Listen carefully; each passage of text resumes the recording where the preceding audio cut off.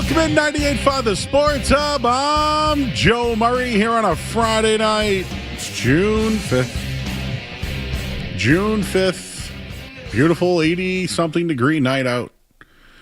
And we got basketball live tonight. Game 2 of the NBA Finals between the New York Knicks and the San Antonio Spurs. So we got game 2 of that tonight that we can watch along with tonight as the winter season sports are slowly coming to an end. Last night, another great Stanley Cup game. That series tied at 1. We'll touch on everything tonight. Of course, Red Sox, Yankees today. Right now, I see sunny gray warming up for tonight's game. And a lot of other stuff that we have on this Friday night. Last night, we did some list talk. We did the top 10 Boston athletes in Boston right now. And let's just say that it wasn't as easy as maybe you had thought. Maybe we'll recap that later on in the show. And some news on Christian Gonzalez, his future. The Giannis stuff is heating up still with the Celtics. And found out why the Eagles took a late pick in 2028 or a first-round pick in 2028 instead of this year. So we'll have all that throughout the night. We'll talk to former Boston Bruin and Stanley Cup champion Tim Thomas will join the show at 8 o'clock. So just under an hour, we'll hear from Tim Thomas. He'll be doing a signing this week through Sports World that will be at Kowloon. So you can go to sportsworld-usa.com to get your tickets in advance. Will Campbell will also be at that show. But we'll have Tim Thomas on the air tonight, and we'll do a little football later with John Sarianides of New England Football Journal. We got Skaz here. I see Street Team Joe back there as well. The phone number is 617-779-0985. We're also on YouTube. Just go to youtube.com. You can search 98.5 The Sports Hub. I see Brian in there already. Terrace. We got Dan. I don't know who that guy is, but Brian Griffin is upset that I took the Knicks. And yes, but I haven't looked at tonight's line yet. So maybe I'll give you my Bally's pick of the night just before tip-off tonight. But I wanted to just kind of give an opening take because it's Friday. Wanted to be a little different. But the Chicago Bears are moving from Chicago to Indiana, their stadium. So on the real scheme of it, they're moving 20 miles away in Hammond, Indiana, and building a stadium there. And if you look at it, the New England Patriots play in Foxborough, which is just about 25 minutes from the city of Boston. So sometimes I do laugh when there'll be a Patriots game, but they'll show like Faneuil Hall or something like that. I've been to Dallas. Dallas Cowboys Stadium is in Arlington, which is about a 40-minute ride. Not really near Dallas whatsoever. But I feel like this one's different. Chicago couldn't find a place for a new stadium in Illinois. And again, I'm not in the politics side of it, but it looks like it's going to be taxpayer made. But nobody in Chicago could fit the bill for that thing. And now your team is moving to Indiana. And I'm sorry. There are New York fans that I know that went, once the new stadiums came up and they went to a different, with the Long Island or whatever, Staten Island, whatever the hell it is. It's different. It's different. The Chicago Bears, the Bears. Those Bears, Walter Payton, Gale Sayers, Mike Ditka, right? The Bears, 1985, best defense of all time, smoked the New England Patriots with Fridge Perry scoring touchdowns in the Super Bowl. Those Chicago Bears. Hey, even the Rex Grossman Bears. Even the Jay Cutler Bears. And now it's the Caleb Williams Bears. With a new head coach and a team one game away from a championship game a year ago. And they're moving to Indiana? It feels yucky to me. And I've already mentioned that 20 miles away, so what? But it's different. Things will change. It won't be the same. And what the hell is in Indiana? Come on now. I know they like their deep dish pizza there, but get ready for your street corn pizza out there. It will never be the same. And if you can remember, if you're a younger Patriots fan or an older Patriots fan, the Patriots could have moved multiple times. They were playing at a dump racetrack. They could have moved to Hartford. They could have been sold and been moved to St. Louis. But it was Robert Kraft who saved them. Robert Kraft built that stadium. Robert Kraft saved the Patriots. By the way, happy 85th birthday to Robert Kraft, but he saved the Patriots. And just think of it like this. The Chicago Bears are about to go on a run with Ben Johnson and Caleb Williams. They're going to be one of the better teams in their division and will be fighting for a playoff spot or going deep into the playoffs for the next few years as long as Caleb Williams stays healthy. But they could be playing games in Indiana. They had the number 1 pick, and they'll be playing games in Indiana. And I know that the Colts play there and whatever, close enough, right? I just feel like for the Bears fans or for the Bears in general, it won't be the same. It just won't be. And it just brings up the fact that it could have been that for the Patriots. Instead, they get bought, right? Robert Kraft buys them. They somehow get the number 1 pick. They inherited Bill Parcells. In just a couple of years, they built the team up to go to a Super Bowl. They lost to Green Bay. But a lot of those guys that they drafted, they stuck around. They had the Pete Carroll era. And then they got Bill Belichick. And then they found Tom Brady. None of that would have happened without Robert Kraft. None of it. And we're going to get into this discussion later on tonight. My take is I can't believe the Bears are moving to Indiana. That's my take. And it will never be the same. That's the take. But I think back on it, that could have been the Patriots. And the Patriots are doing things differently this offseason. The Patriots are spending more money than I've ever thought. Generally, the Patriots, they spend in an offseason than they don't for the next couple of years.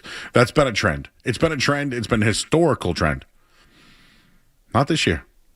They spent a bunch of money last year. This year, they're about to lock up Christian Gonzalez, reportedly. They've signed A.J. Brown, and they traded for A.J. Brown, gave up a first-round pick, and spent the money.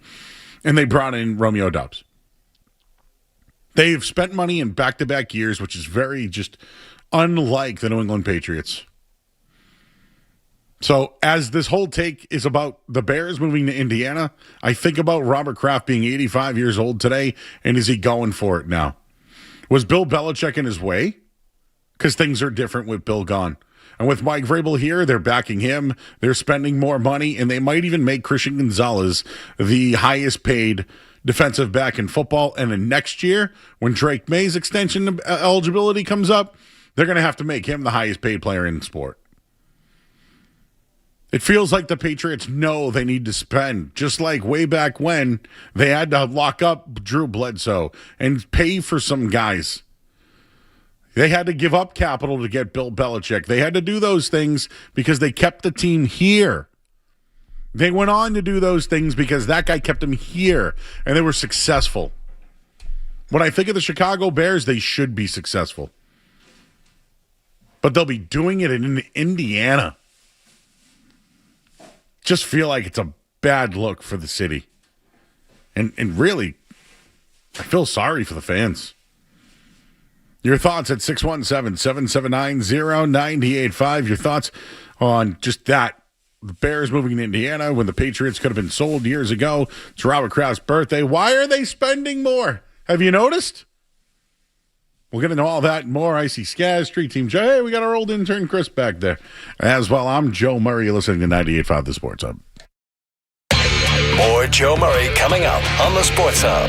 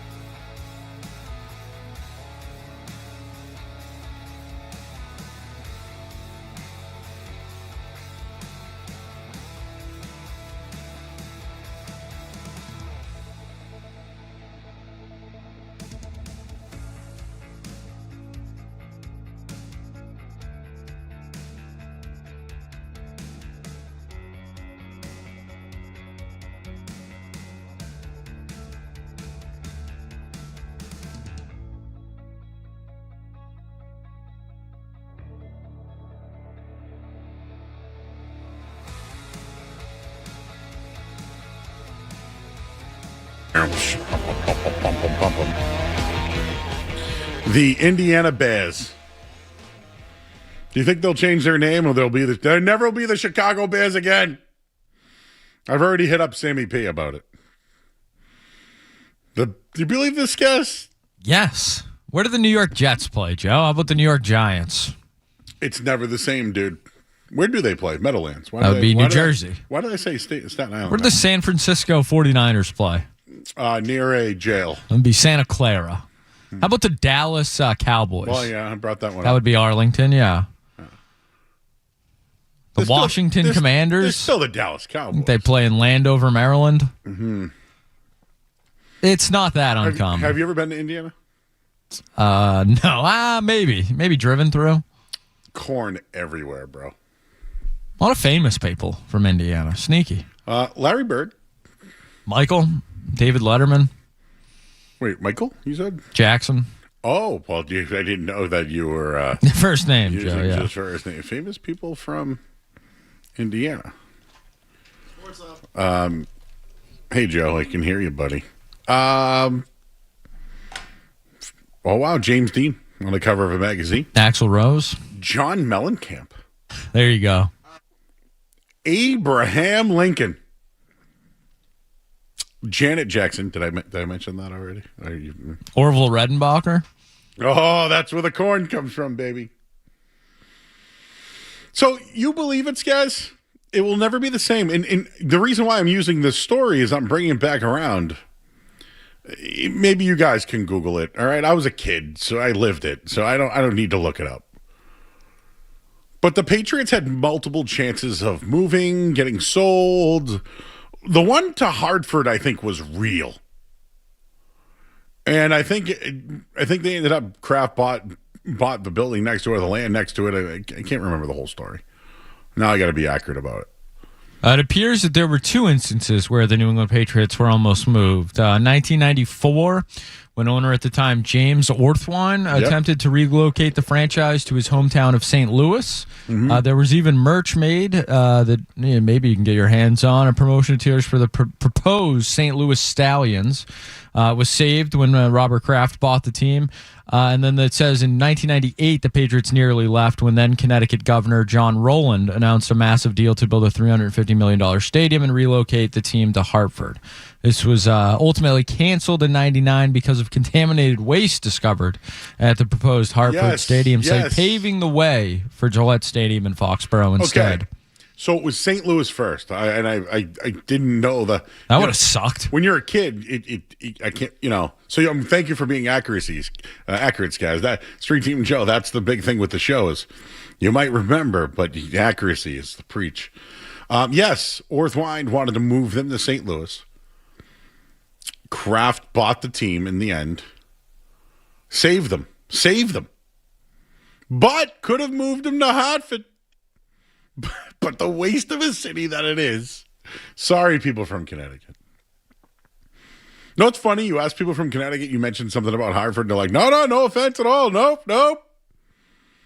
But God forbid you talk about their basketball teams, right? But just imagine if the Patriots were would have been different, the Hartford Patriots? The St. Louis Stallions, huh? What a name. Wonder if Jason Tatum would have been a fan of them. The Indiana Bears. It can't be the same. It won't be the same. And I told you I've never I didn't go to the Super Bowl this year or anything. But when I went to WrestleMania in New York, I stayed in Manhattan and I got on a bus that took me all the way to New Jersey. It's like, wow, the New York Jets and the Giants play here. They're so far away. But I couldn't believe it when I did the same thing with Dallas. And, the Patriots, do they really... I mentioned it, right? It's 25 minutes. How many miles is that, you think? I'm going to say Faneuil Hall to Patriot Place. How many miles do you think? Faneuil Hall to Patriot Place. What? I'd probably say 17, 18 miles. 28. Whoa! So Faneuil Hall to Patriot Place is 28 miles, yet the Bears are moving 20 miles into Indiana. So is that like being here but moving into like Nashua or Salem, New Hampshire?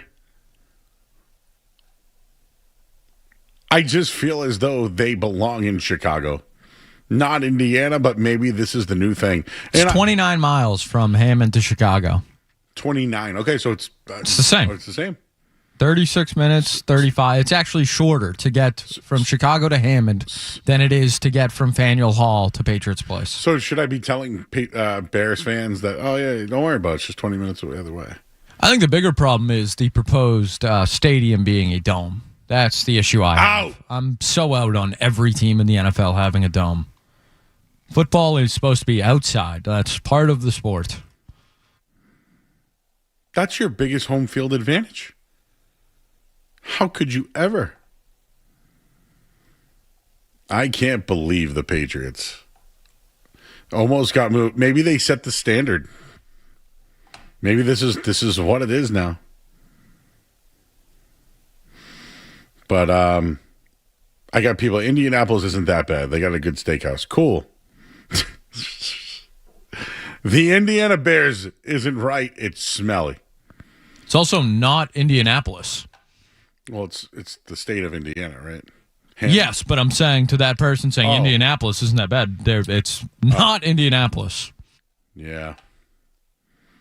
I'm trying to bring it back to the days, guys.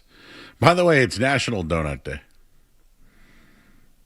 And Skaz said he went 0 for 2. I always come through. Is that the maple donuts? What a Joe Murray. He came in with a half dozen donuts. That's right. Some chocolate in there, blueberry, a little maple. Oh, yeah. And Street Team Joe said that he started a diet yesterday. That's what he's telling us. You know, and the reason why I say that is if you ever saw the movie Half Baked, which I reference often, it's like, yeah, and then you get the scavenger smoker, and it's Snoop Dogg, and he comes out, hey, man, let me hit on that. And he hits it, and he goes, man, it's so bad, man. I just quit smoking yesterday. It's like I could later on. I'm going to see Joe eating a donut, being like, "Man, I just started the diet yesterday." The donuts are good. I just had a chocolate covered sprinkled donut. So go get your donuts out there. Right? He's saying a donut is not what's going to break him. He's saying it's pizza that'll break him. Yeah, we've been eating too much of that. I do agree with that. We've had. I think I ate some leftover pizza this morning. I think I've had pizza like 3 days in a row, and now I'm eating donuts. Yeah, no wonder why everyone thinks I'm fat. All right, let's talk to Tom in Northborough. Tom. Hey, guys, I completely agree. The stadiums, no NFL team should be indoors in a dome. But my question is, and you can explain this to me, why is there any stadiums funded by public money, like taxpayer money, when all the owners are billionaires and can pay for it themselves? Well, Robert Kraft did. Yeah, he's probably the only one. What happened in Washington? I'm trying to remember there. Thank you. Did you hear that? I asked a question about something serious. Click. I don't know. I'm going to not talk about this anymore. But I just feel as though it could have happened once to the Patriots, and that's my whole takeaway on this Friday night. Robert Kraft is the savior, is the hero. Happy birthday, Robert Kraft. While we're at it, Skaz, I don't mean to do birthdays because I know there's some people out there who really don't like birthdays. Did you know that Robert Kraft shares a birthday with Mark Wahlberg? I did not, Joe. I did not either. What a treat. I just saw that. Anyways, Red Sox, Yankees, you feel the buzz? A lot of buzz. Aaron Judge out there, Roman Anthony, Garrett Crochet, a lot of buzz. Yeah. Big buzz out there. I heard something about the first round pick and the Patriots and all that, too. And we'll talk to Tim Thomas. Will he get his number retired someday, Skaz, you think? Why not? Sure. He's got a ring. Think I should ask him? Sure. Ask him about Dylan Larkin for Swayman, maybe. Oh, no, that won't get it done. You have to give up Zaka and a first-round pick and one of those young guys, and then maybe Lowry. Sure, fine. Sure. See you later, big boy. All right, well, we'll hit the headline here. I'm Joe Murray. You're listening to 98.5 The Sports Hub. Sports Hub headline.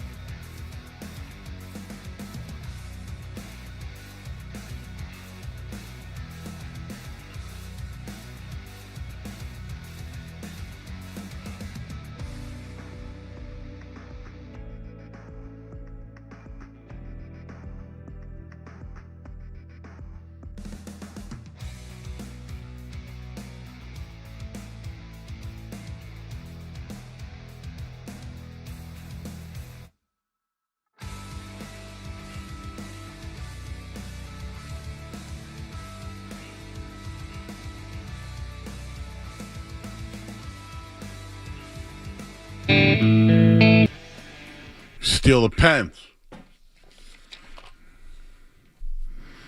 Always stealing our pens. I don't like that. Where'd they all go? We have a nice little bucket here that has all these pens in it. And then it's empty. It's Friday. There's no pens on the desk. Like, who steals pens? Who steals pens? Who? When I was here last night, I had a pen. I left. I'm here now, and there's no pen. I don't like this. Now, I could just type it into my computer, but I'm older, and I like to write things by hand because it helps me remember instead of typing. Anyways, I found a pencil. We're going to talk to Stanley Cup champion Tim Thomas coming up. I'm excited to talk to him. The Red Sox are trailing 1-0 in New York. Brian Bayo's in Worcester. Can you feel the excitement of Red Sox and Yankees, everybody? Aaron Judge out 4 to 6 weeks. He's got an injury in his oblique, I think, or his ribs. So we'll see how long he's going to be out, but we'll see what the Yankees can do without him. And, well, we remember Roman Anthony had that type of injury last year and missed the rest of the season. What could that mean for Aaron Judge and the New York Yankees? Also, the randomness of a first-round pick in 2028. What does it mean? And, Skaz, I'll send you some audio here to play, but does it matter? Like, if it was this year, next year, or 28? And the reason why I think it does matter is because in 2028, you're not probably going to want to sign a first-round pick and have the fifth year and spend more money on another big-time player when you're going to have Drake May and others here, and Christian Gonzalez, et cetera. So 2028 to me feels like a good year to give up a draft pick. Couldn't you say the opposite, though, that you're going to be spending more on guys and that it would be nice to have a controllable, guy? Well, two parts of that. I think they're doing it now. The other part of that is maybe they think that they can replace it by 2028. Like, could they move on from a Christian Barmore for a high pick? You're getting a first for Christian Barmore? Could you get a second? No. You're not getting a second for Barmore? I don't think so. He's not out there enough. Is there a player on the team that they could trade that you think could get? Milton Williams, you want to do that? Christian Gonzalez? Well, this is in 2028. Right? Like, could it be, I don't know, could Travion get you a second? Normally, running backs don't go for that. No. But, I don't know. I'm just saying, could A.J. Brown? Once again? Well, you just paid a first and a fifth for him, so maybe. So that's what I'm saying. So maybe they feel like they can replace it. I don't care about it being in 2028 is what I'm trying to tell you. Do I think they lost a deal? Yeah, sure, fine. Sure, I don't care. You know, A.J. Brown's on the Patriots. That's what I care about. But I was listening to this with Jim Rome. Let's hear about the randomness of the NFL and how things can change fast and what the Patriots could look like then. As I've thought about this more, Jim, I think that one thing people are sleeping on is the randomness of the NFL and how much can change in 2 years. Because I think Howie Roseman looked at this and he said, all right, maybe I can get their first round pick this year. But you know what? That's the 31st pick in a weak draft. 2 years from now, who knows what the Patriots are going to look like? Maybe they have a season where Drake May suffers an injury. Maybe they have a season where they get bad turnover luck. Maybe they face a tough schedule. Maybe they lose a bunch of one-score games. I mean, there's a chance that 2028 pick, this isn't the NBA. There's no top 5 protected here. If they get the 3rd pick in the draft, you get that pick. So I actually like betting on the randomness, betting on the variability of the NFL and saying, you know what? Yeah, we have to wait a couple of years, but we're a stable organization with a stable GM. Let's kind of take a risk here on the upside of that 2028 pick. What do you think of that, Skaz? I like it. I'm kind of the same mind. A first-round pick is a first-round pick, and you don't just give those away, especially when you have a young quarterback. I think bad teams have 25, 26-year-old franchise quarterbacks and don't have their own first-round picks. So I don't love it, from that perspective. And I do think Howie Roseman is certainly better at his job than Elliott Wolf is. I always wonder when good to I don't know if I'd call the Eagles great right now, but I think they're a very good to great organization in the way they're run. And organizations like that don't usually move on from all pro players without, good reasoning. So, yeah, I think there are reasons to be skeptical. And I think you can say all that and still acknowledge that A.J. Brown is a hell of a player and the Patriots are better off for having him on the roster. But you can acknowledge that the price was exorbitant. I don't know if they're going to hear it. When he said Drake may could get hurt, I didn't like that. Well, it's possible. I just didn't like it. He's been hurt in the past. And Will Campbell's still on his left side, or at least that's what they're telling us. I'll say this. After a Super Bowl and going for it, I like it. But this A.J. Brown one could be one we look back at, guys. I mean, did we ever really look back at the Mohamed Sanu deal? Do we know what that turned into? Do you think we could look that up? So what year was that? 1920? I can't even remember right now. But the Mohamed Sanu deal was a second-round pick. I'm curious what that second-round pick turned into. So it would have been what, Atlanta? I like to sometimes follow that stuff. Like, what's the Jimmy Garoppolo trade? Is that one still going, too? Mohamed Sanu. Marlon Davidson appears like maybe was that pick. So it wasn't necessarily wasted? Trying to confirm, Joe, but I believe... He's on the... Where is he now? I remember he went to Auburn. I do know that. Dude, I think he's out of the league. He might have been with the Texans, but yeah, he wasn't good. Didn't work out. Oh, so that pick was actually flipped to the Ravens. They took Davidson with their own second-round pick, and the Ravens took J.K. Dobbins. No. I don't know. I'm glad that they have finally gone after a number one receiver. I'm okay with the move. But yes, in 2028, if the Pats stink in 2027, which would be next year, if they stink and it's a top 5 pick, horrific trade. Top 10 pick, horrific. Top 15. Okay. Top 20, Joe. Well, top 20 is, then maybe they end up there. If that's a top 20 pick, you failed. But if they lose in the championship game, it's 28. 29. So it's 9. I guess a 9-spot difference is a lot, right? 10-spot difference. In the first round, I'd say certainly. I would say so. All right. You heard from Skaz, everybody. What do you think of the price for the picks? Your thoughts at 617-779-0985. Hey, the Red Sox just did something. Wilyer Abreu got a fielder's choice that scored a run. Yeah. Remember, they play better on the road than they do at home, guys. Would be tough to play worse. I mean, would you consider New York busy? Do you think there's a lot of people at New York Stadium there? I would say there's a lot going on in New York sports these days, Joe. Yeah. Oh, yeah. Oh, yeah. Oh, yeah. Speaking of that, Skaz, you have brought up the Bally's pick of the night because we have game 2 of the NBA Finals between the New York Knicks and San Antonio Spurs. And tonight, my pick is the New York Knicks +7. +7. That is your Bally's pick of the night.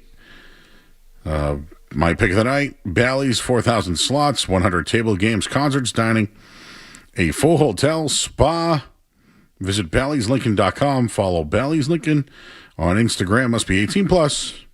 Gambling problem? Call 877-9-GAMBLE. I'm hoping that the New York Knicks just win 15 in a row and call it a day.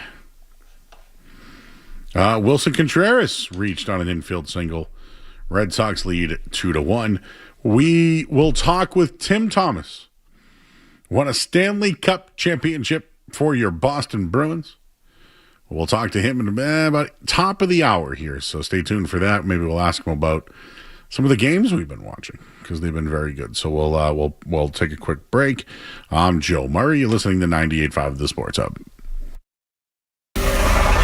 You're listening to Joe Murray on 98.5.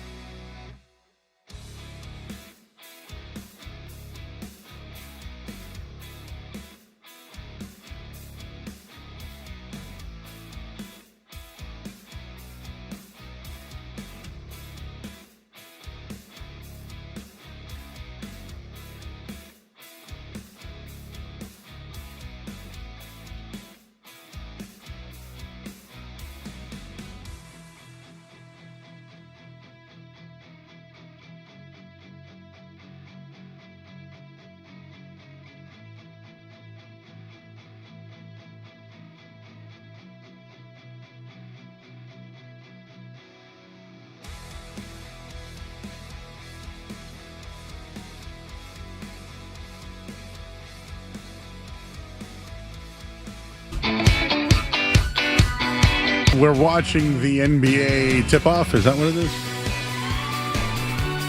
It's like Shaq, Barkley, Kenny Smith, Ernie Johnson, and they have Chris Tucker. Whoa. Street Team Joe does not know who Chris Tucker is.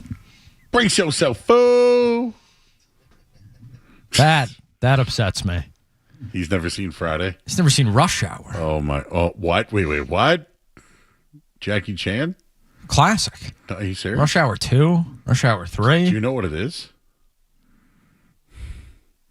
Do you understand the words that are coming out of my mouth? No, he said.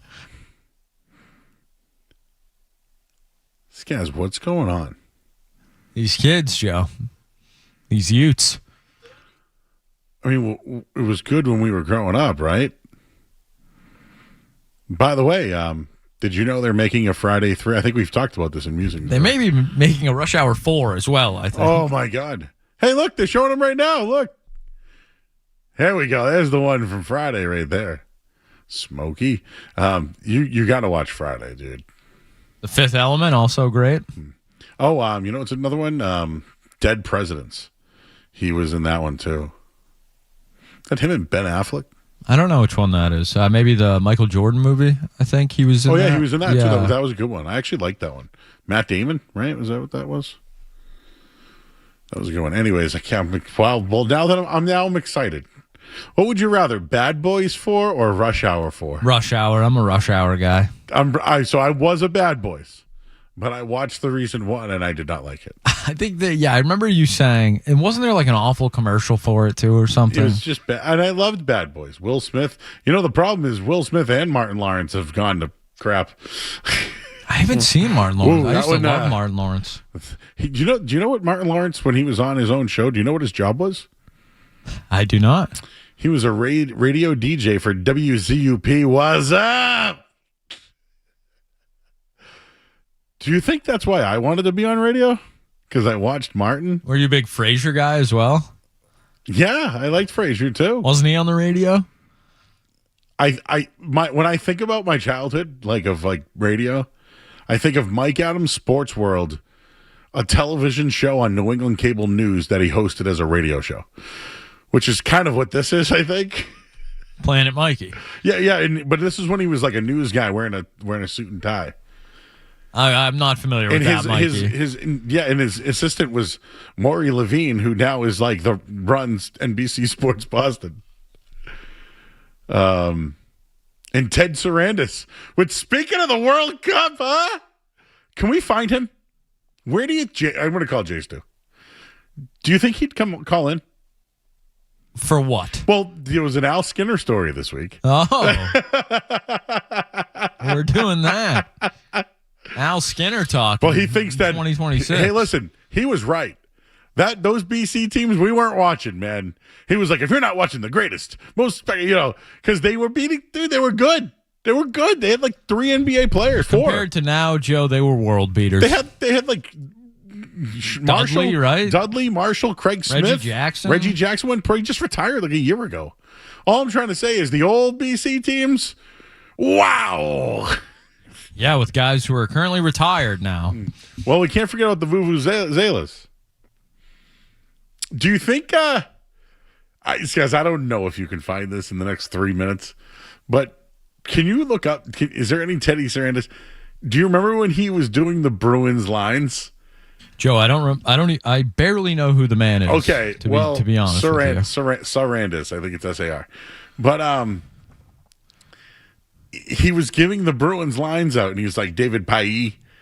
And I'm almost curious if Tim Thomas was in that day, and he talked about him.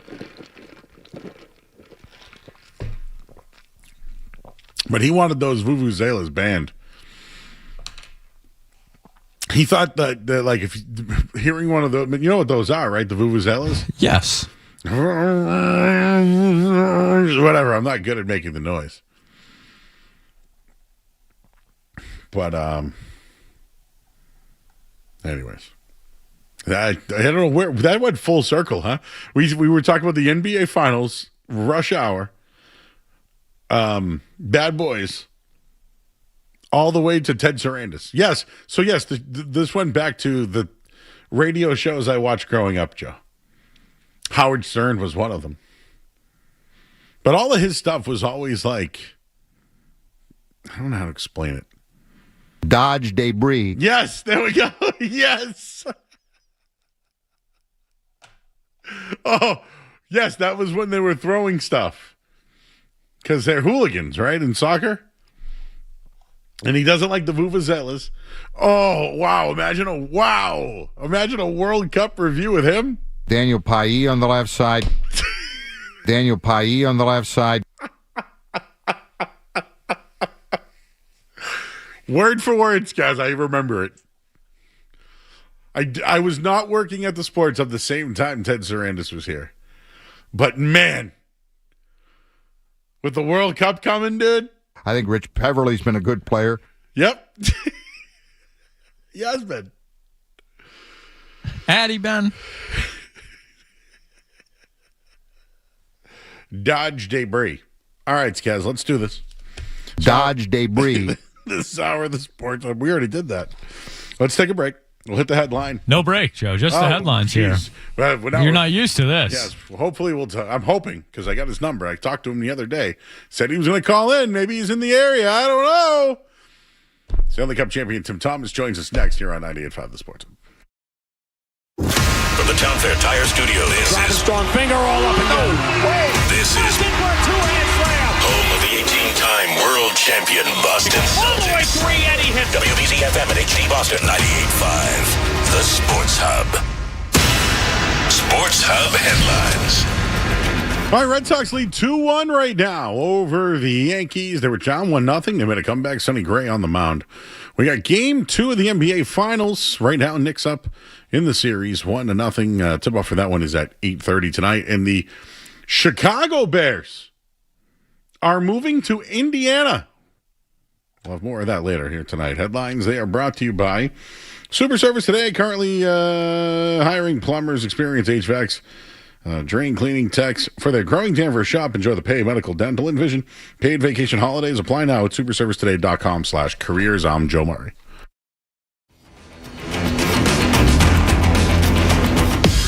Listen to it, laugh at it, get mad at it, agree with it, argue about it. It is Boston Sports. Boston Sports. And it is all we do. 98.5, The Sports Hub. Back here on 98.5 The Sports Hub. I'm Joe Murray, here all night till 11 o'clock. Hey, the Red Sox just scored again, everybody. 3-1 right now. Monasterio. A home run. So the Red Sox right now lead 3-1 at Yankee Stadium. So we'll keep you posted on that. What else we got going on? We'll talk to John Sarianides tonight, later on tonight. About 9:20, we'll get some thoughts on everything that's going on in the football world. So we'll have that coming up in just a few. We're working diligently to get our next guest to join us here. Who's you guys may know who he is. So if you haven't been kicking around and you just check it in, we'll tell you who that is in just a few seconds here. But again, Red Sox lead 3-1. We did some Patriot stuff earlier today as well. Well, the Stanley Cup final has been great so far through 2 games. Why don't we bring in someone who has played in a Stanley Cup and will also be in the Boston area this weekend. It is Stanley Cup champion and former Boston Bruin Tim Thomas joins us on 98.5 The Sports Hub. Tim, how are you tonight? I'm doing great. Well, you're in the Boston area this week. You're going to be at the world famous Kowloon. You'll be signing this weekend with Sports World. Everybody can get their tickets at sportsworld-usa.com. But Tim, I know you had a chance to wave the flag at the Bruins games this year. How did it feel to come back home for the playoffs? It felt good, and I was when I was waving the flag, there was a great energy in the building, and I had high hopes for that game. But right now, my record as a flag waver is 0-2, unfortunately. No. And So I was better at goaltending, I guess, than I am at flag waving. Well, you certainly were good at goaltending, and there's a couple of questions I want to ask you when we get into that. But you've been back. I'm glad to see that you're back here in Boston, and again, you'll be here this weekend. But you also got a chance to see your former teammate Marco Sturm. How do you think he did in his first season, and what was it like being around the group? I think he did a great job. When he got the job, I was sort of surprised from the aspect of when I played with him, you never know who's going to be a coach or not. Sometimes there's guys who are like, oh, he's going to be a coach, but I didn't know that about Marco. And and when he stepped in, and I could see the message that he was giving the team and the way that he was handling the players through some of the media that I watched, I was very impressed right off the get-go. And then this season I got a chance to see him a few times and to meet the current team from last year. Of course, all really good guys, which most hockey players are, of course. But I was impressed with the personalities of the guys on the team. I enjoyed the time when I was around them. That's good to hear. And I think it was a successful season. I know they lost in the playoffs, but in the end, I think they're up and to the right, and Marco Sturm is the right guy. They also might have the right guy in net. Jeremy Swayman was a Vezina candidate. You know a little something about that. What are your thoughts on just the progression of Jeremy Swayman and where he's at now? I mean, he's way ahead of where I was when I was his age. I obviously didn't make it to the NHL till I was 30. I mean, I was a good goalie at his age, don't get me wrong. I was very good. I was winning championships overseas and such. But so at where he's at right now, I mean, I think he's in a good spot moving forward to continue to improve and continue to, lead the team forward. Like, sometimes people say to me, yeah, you won the cup. Jeremy hasn't won it. I was like, I won the cup once. Not every year I played, only once, and I didn't win it till I was 37. It took a lot of learning to become better and better to reach the level that I needed to reach to win the Stanley Cup. So I think where he's sitting right now, he's in a great place. Looking forward to his career. I love how humble you are about that, as you only won one. But when you look back on it, you had a sensational playoff run, but Hall of Famers in front of you. Do you look back at that group and say, wow, that was really special? Yes. I mean, you need to win, a lot of things have to come together. You have to have the right mix of talent, toughness, goaltending, all of that. And there's no magic formula, but we had the mix that year. We had the group, we had the camaraderie. We had the level of talent that we needed to have to be able to get the job done that season. It was a special season for everyone involved. Even guys that had, like Mark Recchi, who had won other Stanley Cups. I've talked to him, and they're all special, but that was a special one even for him. And so it was a great year. Obviously, one of the if you're a Boston Bruins fan, that was the most joy that the city and hockey fans had in a very long time, and it was a pleasure to be a part of it and to feel that. Well, you can meet Tim Thomas this week. He'll be at Kowloon. It's part of Sports World. You can buy tickets, sportsworld-usa.com. He'll be with Will Campbell as well, so it's going to be a big turnout at Kowloon. Just a couple of things, Tim. In Boston, all right, we're on the flagship of the Bruins. And when Tuukka Rask had a great run, and there's been a lot of great goalies that have come through here. But do you kind of hold it as a badge of honor? As I'm the guy that got it done in Boston for the first time in however many years, and they're still trying to climb that wall. Like, do you ever feel that as like a kind of a medal of honor there? I've never thought of it as a medal of honor. I mean, obviously, it's a fact there we go. that I was, I was fortunate enough and. hit a time period where I was played at the level that I played at to win that cup. And Batuka was there with me on that one, and so I don't hold anything over him on that because he was my teammate and he won it with me. And and Jeremy's young; he's got plenty of time to make his own records and do his own special things.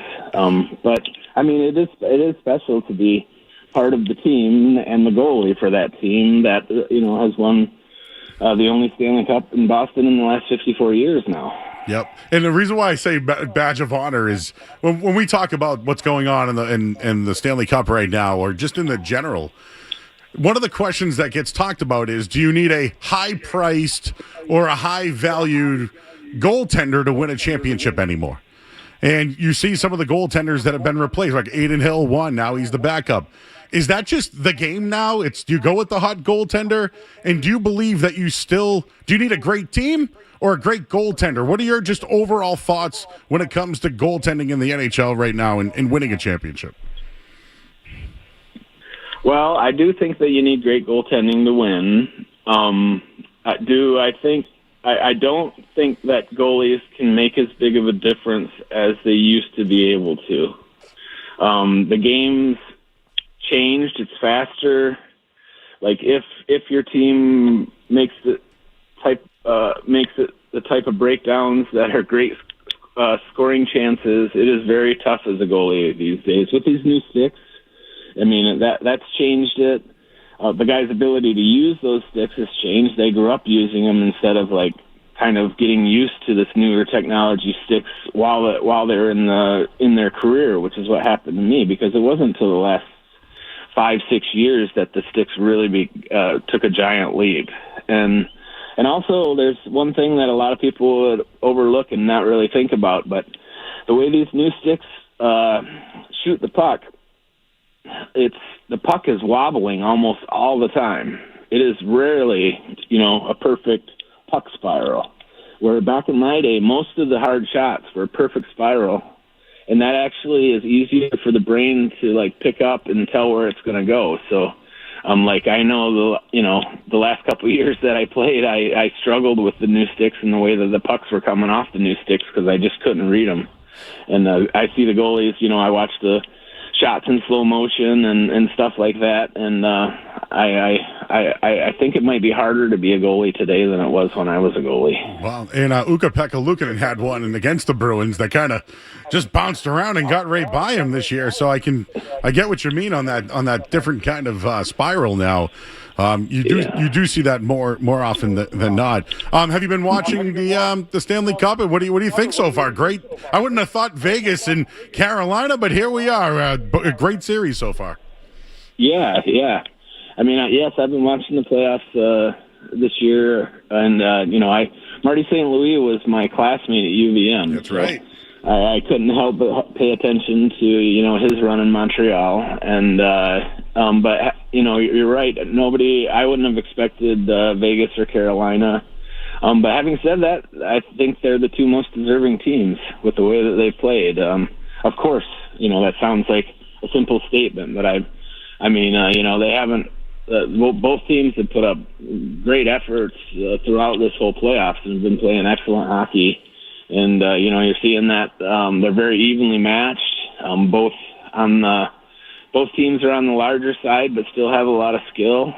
And you don't know. Like the first game when Carolina went up 2-0, you're thinking, you know what? They're going to run away with this game. It's not going to be that interesting, and it was interesting till the end, right?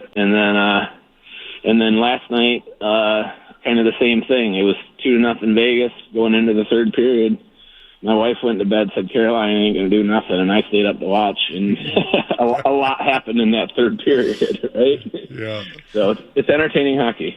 Yeah, Tim, and you just mentioned your former teammate Marty St. Louis there, and obviously, Bruins fans may not be thrilled at what's going on up in Montreal, but it's you can't ignore it. The quick turnaround he's had, and obviously, you guys had some battles when he was on the Lightning, and you were here. But have you been surprised at all by his success, or just what do you think it is about him that's turned around everything up in Montreal so quickly?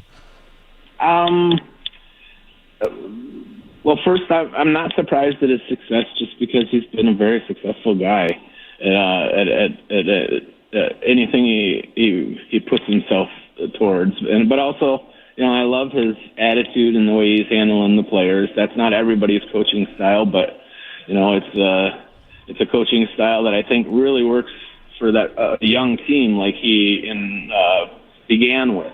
When he took over the job, they said publicly, "Hey, we're going to rebuild from scratch. We're building something here. Be patient with us." And now it's 3 years later, and you're starting to see the fruits of that. And they're, I know their intention is to try to grow as a group the whole way through. I don't know if they're going to be able to do that all the way, because they might need to make some changes to be able to progress further than they did this year. That's for them to decide. He's been having a lot of fun up there in a hockey crazy place that if you're the wrong person, the criticism might bother you, but he doesn't care, and he just keeps going forward. Well, Tim, I happened to read an article from the Globe that you did when before we were waving at the playoff game, and just how are things with you? How are you enjoying retirement? I'm doing. I can't complain now. I've had over these years. I mean, I had some. They weren't documented, but I had some head issues. You can't. People can get mad if you call them concussions if a doctor didn't say, "Hey, that was a concussion." But any blow to the head is actually a concussion by definition. It's just the level of concussion that a blow to the head or whiplash, because whiplash and blows to the head always go hand in hand. And that's the science behind it. So anyways, my early retirement was a lot of struggle, actually. But over the last, few years, I've improved, I guess is the way to put it. I'm in a good place now, and I'm appreciative of where I'm at compared to where I was. I'm glad to hear you say that, and I'm glad and happy for your return. And of course, you're coming back to town, so we all love that. Have you ever been to the Kowloon restaurant? It's been around for 75 years. I have. I've been there before a couple times. Oh yeah, it's my favorite place. I'll be there on Sunday, so I'll see you there. It's the tangerine beef is my favorite. In case you need some recommendations, the General Gao's outstanding, and the house fried rice and all that. So man, I'll come by. I'll say hello, and everybody else, you can come meet Tim Thomas this Sunday at the Kowloon. It's hosted by Sports World. You can call Phil or Corey, but you can find them at sportsworld-usa.com. Tim, it's great to hear from you. I'm glad you're back in town. Glad to hear everything's going well. And we love seeing you in Boston, man. I really appreciate you taking a few minutes. All right. See you at Kowloon. You got it. It's Tim Thomas, everybody. Stanley Cup champion joining us on 98.5 The Sports Hub. Really appreciate him being open about some of those things there. And you can check him out. I'll be there this Sunday, baby. Can you clip him saying, "I'll see you at Kowloon's"?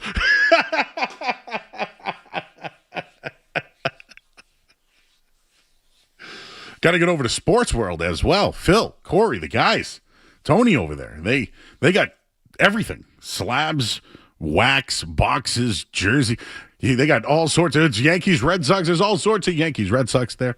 It's right on Route 1. You can hit them both up. Tim Thomas there. Maybe a sneaky Kowloon regular. Yeah, when you were like, been to Kowloon before, a little chuckle. I've been there a couple times. I got to text Andy. Tell him that. I'm sure he's well aware, Joe. Andy knows. He knows who's in there. You know what it is? Andy's one of my best friends. Humble. They'll tell you, yeah. That's why they go there, He's Joe. like, Jerry Seinfeld coming through. That's why they go there. Discretion, That's why Andy's the best. And that's why wouldn't expect anything less from that family. Professional. Absolutely. And to a high standard, Skez. People have a standard here. No, they'll go higher. It's less crowded up there, Go the extra mile. He was great, too. He was really good. I'm glad he opened up about. I don't want to ask that stuff. No, of course. You know what I mean? And for those that aren't familiar, it is It is really unfortunate what happened to him. So when he left the Bruins, he was contemplating retirement, and I believe he signed with the Panthers. And he took a puck to the head in warm-ups or something. It might even have been in the preseason. So yeah, good to hear that he's on the right track, at least from that, and headed in the right direction. Because he could have retired, and he took that tryout or whatever with Florida, and it happened there. And it's just that's an awful, awful thing. Do you ever if you really look back at it, like I almost was at, I think he's happy in a good place. So like I asked him about the badge of honor, and he was like, well, no, but I was on the team. And then he dropped in the 64 years later. Love that. He had that number ready to go. I feel like I might not have asked the greatest question, but I think it opened up the 64 years, Hey, let's cut that, Joe. I know. Maybe we could put just a photo of Tim on there or something. With the cup. Yeah, we're holding the cup. Maybe you and Lord Murray's cup and him and Stanley's, a little side by side. Yeah. Again, Kowloon. So Sports World's throwing it, but because a bunch of people are going, Kowloon's going to host it. Go to sportsworld-usa.com, and why don't you go get yourselves some Kowloon as well? I got the golf tournament on Saturday, so. I mean, not Monday, sorry. Yeah, you threw me for a loop. I don't know what day I'm on right now. What day are we in? Friday, Joe. Friday. June 5th. National Donut Day. How are we doing back there with donuts today? I ate one. Chris DeSisto had one. I don't know if Jay Stewart, Kevin had one. Street Team Joe is holding steady right now. Holding strong. It's 8:19. Dude, what's going on with the Red Sox? Joe, it's just one of those sunny days. Yes. Oh, yes. If I can get other people doing it, oh, yes.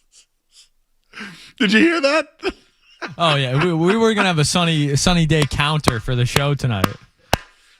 We bet on Boston's Enter the Chat. Manny Del Carmen picked Wilson Contreras to go yard plus 356. I would say. That's a good hit. Cash it. Just text him. All right. Well, that was good. We're actually on clock. Can you believe that? For now. We're only an hour too, Joe. All right. Well, I don't know. Hey, you know how there's all this talk about the Bruins and their next goalie? I mean, not goalie, next captain? I got a name for you. Oh, okay. We'll do that on the other side. 98.5 The Sports Hub. More Joe Murray coming up on the Sports Hub.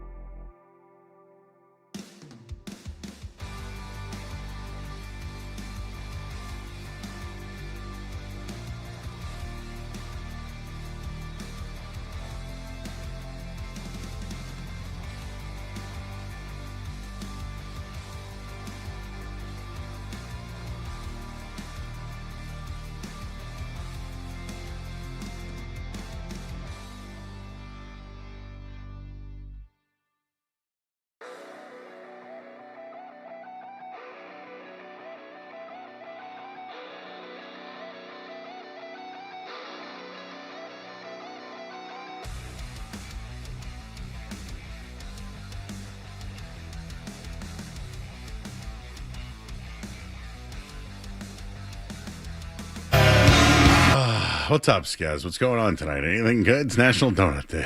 National Donut Day. We got Game 2 coming up shortly. Your Red Sox don't look completely incompetent tonight, Nope, as they the just Yankees gave up a home run. hit a home run. That was a line drive. Hey, is that Spencer Jones? Who is that guy? 8th home run of the season? I have no it's not idea. him. They just dropped him down. But that was a laser beam. Whoever just hit that one. Grisham? I can't remember who that is. That was like right out of the park, dude. New York's I heard it was harder to play at Fenway than it is at New York. Is that true?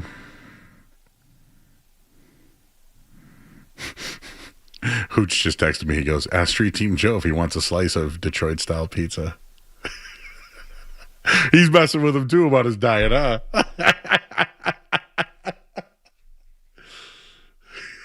He's gonna give in, dude. Right? Can't you see it in his face? He feels like he's like, what have I done tonight? I've come in here on my day off. What have I done? He brought in a container of rice and ground beef, I believe, for dinner tonight. That's how committed he is. He's on the dog food diet.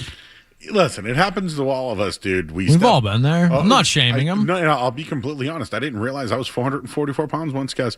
But it's not because I'm a fat crap. It's because I didn't realize I was drinking soda every day and not doing anything. And then when I looked at it, I went, whoa, I got scared because I'm like, this weighs too much. So I gave up soda. And I think I was like 360 something at one point. I hover around 375 now. Which is better, right? I mean, it's, but sometimes you get the look, or you get a signal and it says, "Hey, dude." He said it was gotta lay off the cider, It was the 10 slices of pizza on Wednesday night that really drove him over the edge, I think. So, guys, to tell you the truth, I only eat breakfast now, and then I'll have really I'm eating whatever Joe's bringing into work lately. That's your dinner for the night? Because I wouldn't, if it was the case, I wouldn't eat. So, really, I'm on the same program as Joe right now. Like last week, remember Riley you weren't here Friday. She brought in beach pizza, dude. I went home with half a pizza. I was here for beach pizza. Oh, you were there for that? Yes. I can't remember. It was the Friday before, I think. Oh, that was a whole holiday weekend. Hey, sorry to get back to sports, if that's okay with people, because sometimes people tell me I don't talk enough sports. What are you thinking about the next Bruins captain? And I don't know. Do you think is that guy on the team right now? Probably not. Okay. What about acquiring a guy that could be the captain? If I may for a second here. I would hope this captain's made the playoffs before. I think I can't maybe. So let me just go back. When the Bruins were, when Tim Thomas was there and they were reshuffling their, whether it was their management group, whatever, Peter Chiarelli, remember him? How could I forget, Joe? He got a guy named Zdeno Chara to sign in Boston. He did. In that same year, they got, why am I forgetting the center that they got who got hurt with concussions? Mark Savad. Thank you. That was a monster offseason, guys. Monster offseason. But they found their next captain. And, they had budding stars. Bergeron was dealing with some injuries at the time. Krejci was coming up. They had, Lucic, and players were coming along. But they found their next captain on another team. Dylan Larkin has asked the Detroit Red Wings for a trade. The captain of the Red Wings. Do you know that he's a 70-point-a-year guy, but he's a number one center? He's basically a 30-30 guy. I know he's a little bit older. Didn't he just help win a gold medal, if I'm not mistaken? Whatever. The longest active postseason drought is 10 years, Kez. If that's where you're going with it. But I think if the Bruins don't get beat because I think they can have the best deal.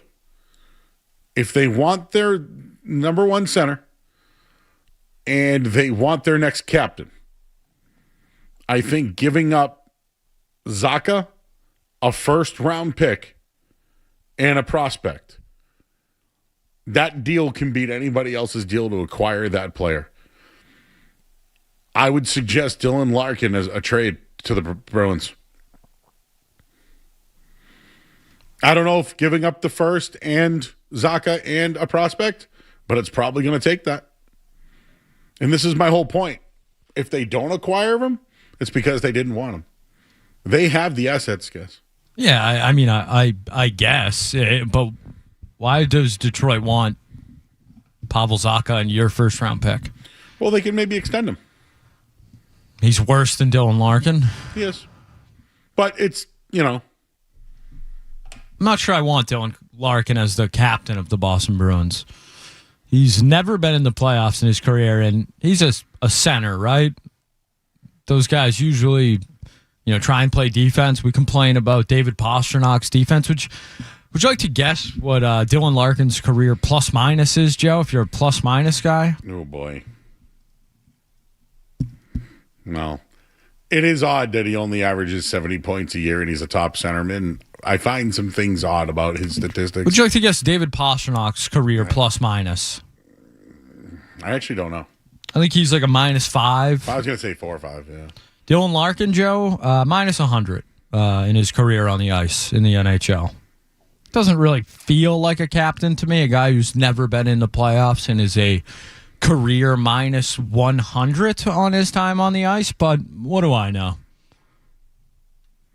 So you're out. Yeah, you could say I'm out on that one. You don't look at the captain factor as something that could help. Well, what makes you think he's a captain? Wasn't he the captain of Detroit? Sure. They haven't been in the playoffs in 10 years. So now you want to make him the captain of a team that's in the playoffs? I would do the deal is what I said. I didn't say I wanted it to happen. I'm flirting with the idea of a player being available and how could they come to the Bruins. So you would think that guy who's never played in the playoffs really isn't a captain, thinking he could do that here when you have guys who can already do it, might not be the greatest fit. How do you think David Pasternak's going to react to a 29-year-old who's never been in the playoffs? That's a good one. Who sucks compared to David Pastrnak, basically, coming in and being the captain of the team that drafted David Pastrnak. Do you think you would love that, or Charlie McAvoy, or Jeremy Swayman, who handles everything, like a duck in the water, rolls right off his back? Nothing ever bothers Jeremy Swayman. I'm sure he would handle that well. Ducks in the water? I don't know, Joe. It's Friday. I'm trying to... You said ducks in the water. Water off the back, whatever it is. How's Jeremy Swayman going to handle that? I don't know. Can a goalie be a captain? No. Should I call Tim back up? hey, real quick. Was Hasek ever a captain? What Tim, about just real quick, Tim? Do you think a goalie could be a captain? What about Patty Raw? Was he ever a captain?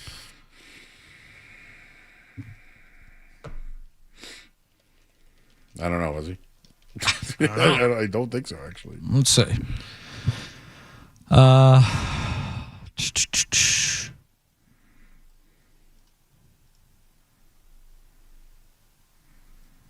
The only goalie in the modern era to ever be named captain. There's a rule now where goalies cannot be captain, apparently, the Durnan rule. Roberto Luongo was not allowed to wear the C, but he was the captain of the Vancouver Canucks from 2008 to 2010. Woof. And then he lost the championship in 2011? I believe so, yeah. Tough 3-year stretch there. Because of the Sedins? Sure. All right, well, I was trying. It's Friday, and I'm trying to take on a Friday. Take debunked. Didn't go hard enough, Skaz. I didn't believe in it enough. I just wanted to mention Dylan Larkin, who's a captain, who's available by trade. He is. That if the Bruins wanted him, they have the assets. But then there's all those other intangibles, like will he work here? Does he work? Hey, would you rather play next to Dylan Larkin on the top line? Or who played? Why am I missing the first line this year? It was Hustadinov, Pasternak, and Morgan Geekie? oh no, Elias Lindholm. Larkin or Lindholm? Larkin. There we go. So I've won one battle on the ice. Does he have to be the captain? Could he get the A and then you put the C on? Or is McAvoy going to get mad now? These are the questions we got to ask, Joe. Got to worry about all these guys now. A lot of personalities. Can you do 2 A's? You could double A. You can double A? Yeah. Okay. I'm in on that. Pasternak captain, Larkin, McAvoy. Move Lindholm to the second, and Fraser Minton stays. Whatever. Then you get Corrali again, and where are you going to put Hayes? Problems, guys. What a problem to have, Joe. I don't know how they're going to do it. What about Patra? What about him? Where are you putting him? Lowry, these guys? Padre doesn't fit in the system. He's still here? No, but Is he still here? Is he still on the team? Sturm don't like him. You know who's the guy I like? Weiss, but I don't know how he'd ever become available. I think he is available. He plays for Toronto. Oh, I'm aware, Joe. just in case nobody was. I don't know if Toronto would do a trade with Boston. It's just not going to happen. I feel like they see Don Sweeney's name and they don't answer. I'd answer if I saw his name. You never know. He's been pretty good at these in-season trades for the Bees. Off-season as well. Well, better than I think some of the perception is. Skaz, I finally have seen someone that we have not seen ever pitch for the Red Sox, and I have a line from them. It's Patrick Sandoval. Remember that name? Who? Patrick Sandoval. Is he in the Vanderpumps, Joe? Is he that guy? Nope. Wait, is he? No. I think there was a Sandoval involved. Oh, there was Sandoval. Yeah. Oh, yeah, it didn't work out well for him. Remember, you were big on that. That faded, huh? I think so. He was on Survivor, wasn't he? He was on a Peacock show. Yeah, I don't remember which one. But yeah, he's been bouncing around. Everybody needs a good villain these days, Joe. Well, Patrick Sandoval went an inning and a third tonight. 1 walk, no strikeouts on 16 pitches. He actually threw in a game.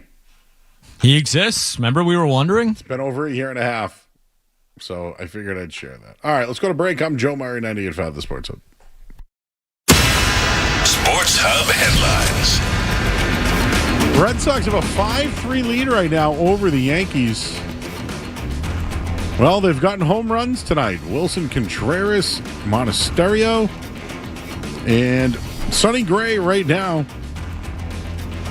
No strikeouts, which makes me upset. 5 innings, 6 hits, 3 earned. At that one. Game 2 of the NBA final. I got to put that on. I don't think it started yet. No score right now. Because it hasn't tipped off yet, but it said it was going to at 8:10. But it's 8:39. I guess that's my own problem, I guess. Headlines, they are... and the Bears are moving to Indiana. Headlines, they are brought to you by DN Van Lines. Take the chance out of your move and make the sure bet with DN Van Lines. An approved mover to the Department of Defense, DNVanLines.com. I'm Joe Murray. Don't go anywhere. There's more Joe Murray. On the way on 98.5 The Sports Hub.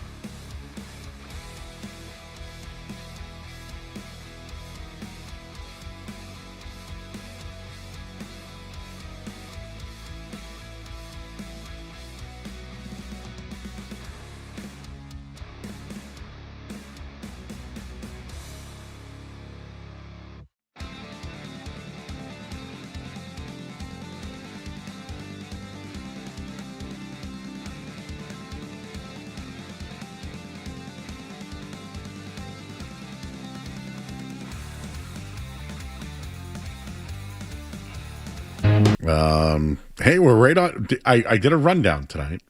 It was the Bears moving to Indiana, Aaron Judge injury, the randomness of the first-round pick. The Stanley Cup game was awesome last night. I will say that. I guess we didn't really get into that. We did talk to Tim Thomas.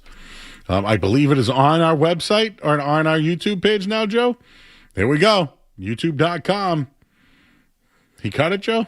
It's cut. It's just, wait, we still got like 10% left to go. Like a download. Yeah, it's like a download. All right, it's a little slow over on that computer. Well, everybody can hang with us for in or out, and then when that's over, go back and listen. No, actually, don't leave. Don't leave. I would like you to stay. I do want to get into Christian Watson's contract. I don't know if anybody has seen this, but Christian Watson, he's a wide receiver on the Green Bay Packers. If you don't mind that I do sports, is that okay? Just want to make sure I can do that. This Christian Watson contract's a lot.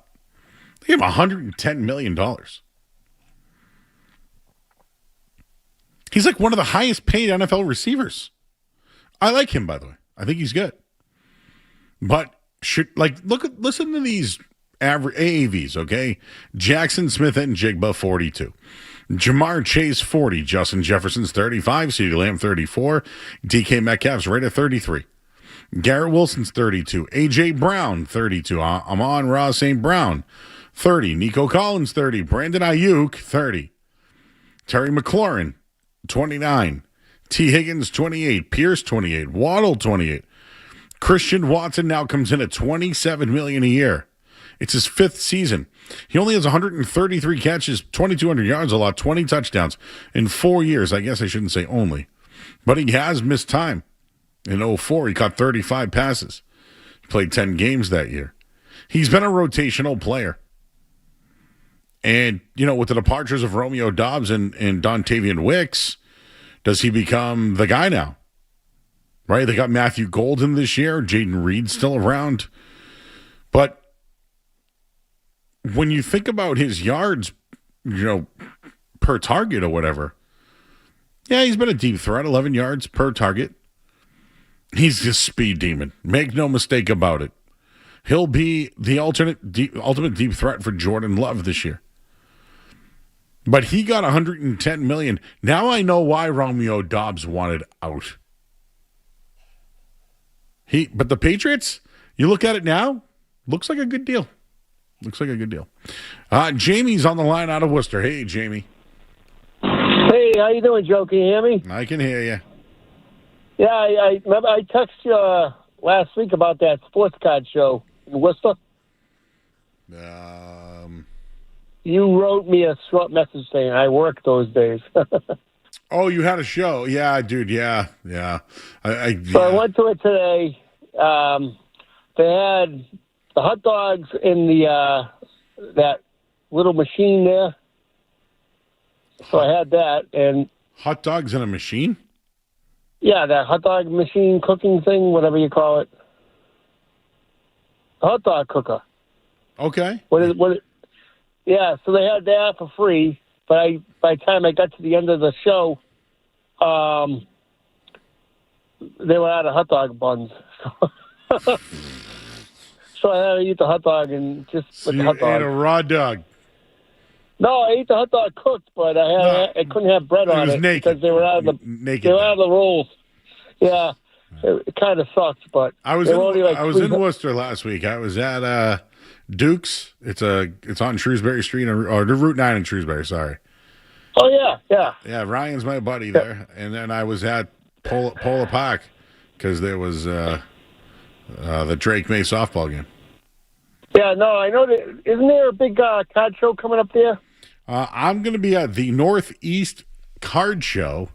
It's at the Four Kicks Complex in Marlboro, right behind the Apex Entertainment and all that. Oh, that's the one in June 24th, 26th, right? 26th through 28th. I will be there. I'm vending. I have a table. So come on by and meet me. Good. Maybe I'll bring you some of my cards. I sold some of my cards today. I made $100, so. Good for you. Yeah, I went around the different vendors and wheeled and dealed. I didn't bring anything highly valuable. I just cards I know that I had extras of that I wanted to get rid of, Can you say cards for me again? Cards. Thank you. Thanks, Jamie. Why? Am I got a Worcester accent? Oh, is that where you're from, Worcester? Yeah, Worcester. You grew up there? Yeah, I grew up here, yep. What's your favorite restaurant there? Good question. Steve's Pizza. Okay. Have you ever been to Pickles? Yes. Very good. Chef John came by and dropped me off a nice little pasta package with pasta. Oh, nice. He had the biggest chicken parm I've ever seen in my life, and the meatballs were fantastic. You ever go to the Parkway? Nope. Oh, my God. Unbelievable breakfast. Breakfast, huh? Yeah. Big breakfast joint. Popular. They used to be open at night. We used to watch sports games there, but they stopped doing that. So. Belcito's I like. Oh, yeah. But they're open, but they only do website orders now or something. Like, you can only drive through. They don't let you go in anymore. How about the Regatta? Oh, that's still there. That's great. You never went to S&S Deli and had an S&S sandwich, did you? Nope. Never been. Oh, you're missing out, man. I know, but that's a great one. I grew up in... I don't make it to Worcester often, but the Pointon was my spot. Yeah, well, do you remember O'Connor's restaurant? I used to do Irish Times, I used to do a broadcast from there. Yeah, well, the O'Connors was a very popular restaurant here. They just closed down, so... That's sad. They were here for like 30 years. All right, buddy. Well, anyways, there you go. But another place you want to try out if you're ever in Worcester is Quinn's. Quinn's Irish Pub. With a Q? Get the Irish potato skins. Irish potato skins? Oh, yeah. Oh, yeah. They're everything with your nachos on it, but sliced potatoes. Sliced potatoes? Yeah, like chipped potatoes, sliced and cooked, and then they put all the taco stuff over it. All right, dude. Thanks, Jamie. Now you're hungry, right, Joe? I'm hungry. All those places had, you got, what is it, a little beef and rice in there? What's going on back there, guys? A Bears fan on hold. Oh, that's okay. Originally from Chicago. Want to tell us about the Bears moving to Indiana? There's our own bear back there with his... He's hibernating right now. Oh, real quick, before I take this next call, Joe Rogan had a Bigfoot expert on his show. And, can't wait to see where this goes. And this guy got paid to go find Bigfoot. So he must have found him then, right? They went into like some mountain, but they put the sticky like substances on the trees and put some food there. They found some hair that on it, and they sent it out to get looked at. And the DNA said that they've never seen it before. I believe it. And then another hair doctor was like, yeah, I don't want to take anything that could be a Bigfoot hair. A hair doctor? Dude. Well, what about our guy, Robert Leonard? You think he would be interested in that? Matthew Lopresti? Those follicles, Joe, you know? No, it's a DNA hair. And they basically, guys, they have tracked the females. But the males, they can't track. So if there are a Bigfoot, it's a female Bigfoot. They have not been able to track the male Bigfoot. Moving on. Ian is in Franklin. Hello, Ian. Hey, Joe. How are you? I want to talk about the Bears. I know it's Pride Month, but I want to talk about the Chicago Bears, if that's okay. You can do that. What would you do as a loyal Chicago Bears fan? I got that one late. I'm sorry. It's all right. It's all right. Joe, I want to know what you would do as a loyal Chicago Bears fan, born and raised from the state of Illinois, and your team up and leaves to the neighboring state just for some tax breaks. Would you stay loyal to them? I mean, they brought me all the way back in. Caleb Williams, Iceman, last-second wins, and next thing you know, they're moving to the state next door. That's the worst state in the union, Joe. The worst state in the union is the Indianapolis, Indiana, whatever they're going to be. I can't be an Indiana fan. An Indiana Bears is not what I want to be. Joe, do I stay a Bears fan or do I become a Patriots fan? Do both. Yeah, I mean, if Big Cat can do it, why can't you do it, Ian? I'm not from Newton, Joe. I'm not from Newton. I'm from a northern suburb. I don't want to name the suburb because I don't want to. What's it called when you swat somebody? I don't want to be swatted. Well, I got called the turncoat because I grew up in Boston, but I live in Peabody now on the North Shore. I'm new out here. I don't even know where that is. Is that in Massachusetts, Joe? It's in Massachusetts. Yeah, I grew up in Boston. You been to Boston? That's with the John Hancock building. That's where that is, right? Yeah, you gotta just follow one road that will take you into some towns that are just a little outside of Metro Boston. But yes, I live now. Do you ever see the Tobin Bridge, or have you seen the Big Dig at all, or any of that? Does the Tobin Bridge look like the one that Spider-Man hung out on? Yes, the green one. No. Yeah. No. I think you're thinking of the other bridge. It looks wicked cool, right? The Zachem is what I think you're talking about. Near the garden? Yes. That's the Zachem Bridge. That's a Big Dig, too. That's part of the Big Dig. But no, if you're at the Zachem, if you look across the water, there's an ugly old green bridge. That's the Tobin Bridge. That separates North Shore, South Shore, in my opinion.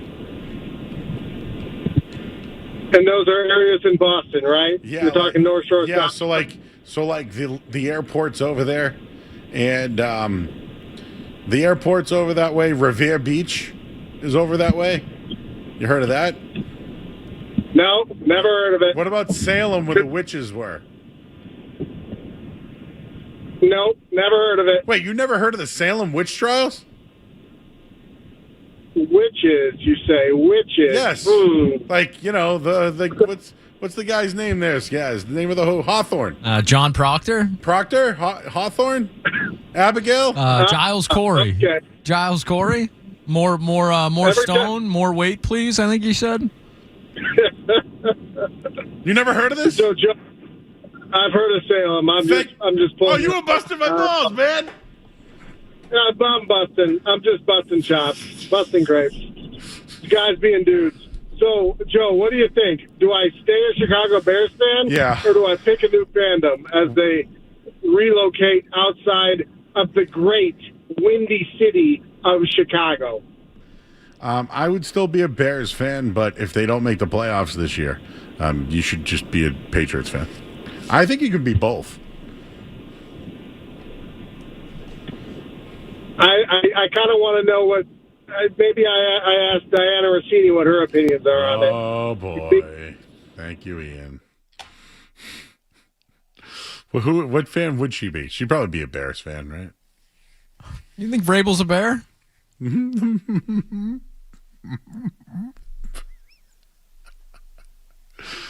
It probably fits in the category. I don't know. Yeah. Some stunning similarities there.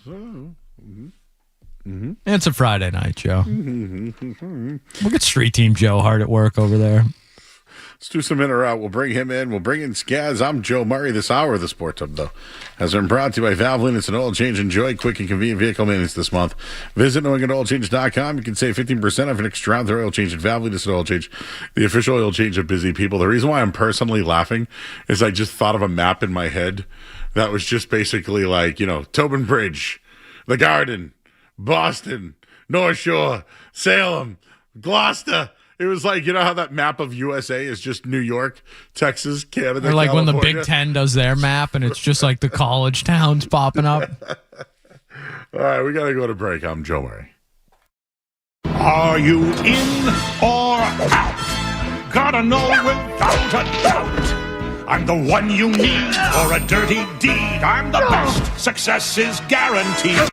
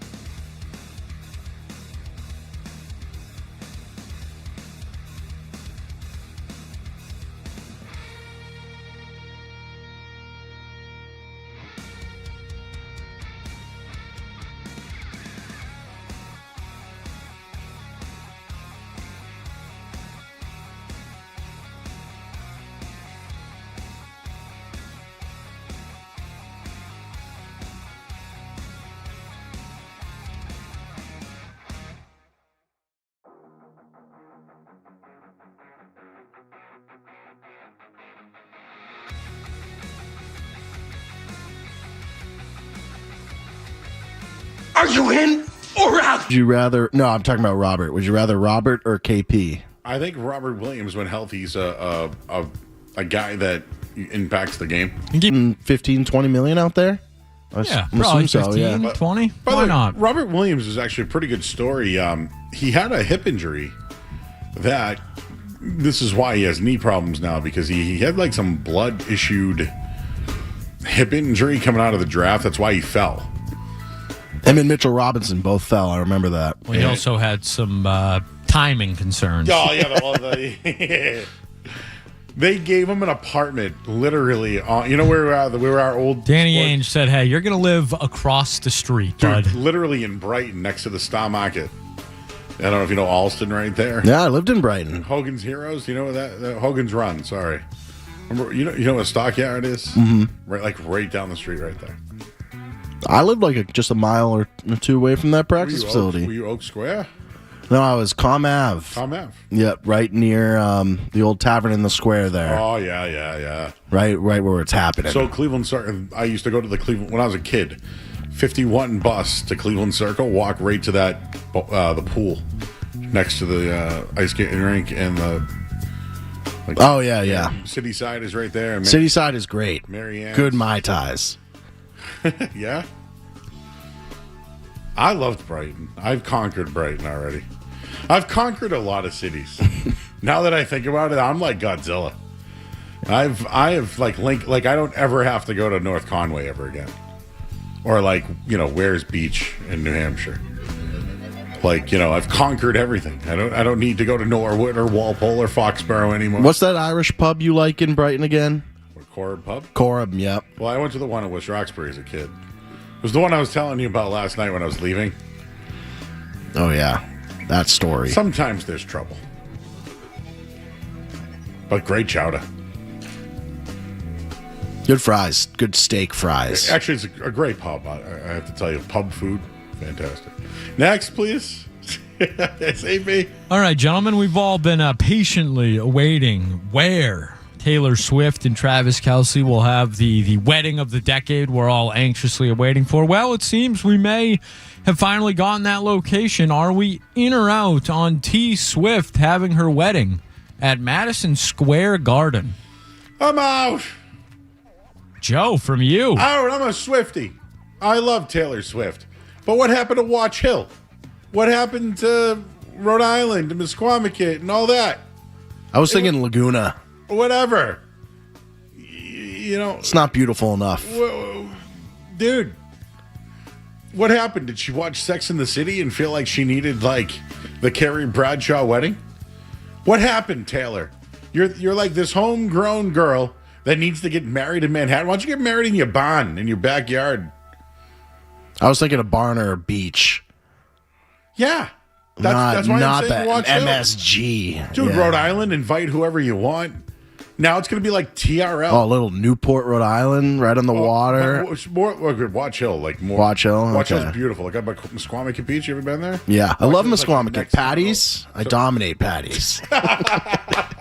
So if I'm Godzilla, who are you? Rampage? Yeah. I can't believe Skaz is witnessing this. We would go in there and dominate patties, Joe. The outdoor bar. I'm laughing because I said I conquer and now you dominate. Yeah. What do you do, Skaz? I observe, brother. I observe. You're the eyes? I'm here to take it all in. You'll put up the bat signal? Yeah. I can't believe she's getting married in Manhattan, though. I know she's super famous. Guys, she's going to be in Toy Story 5. She wrote a song about it. Is that going to be the summer song? It's fine. No, but is it going to be a song of the summer? No.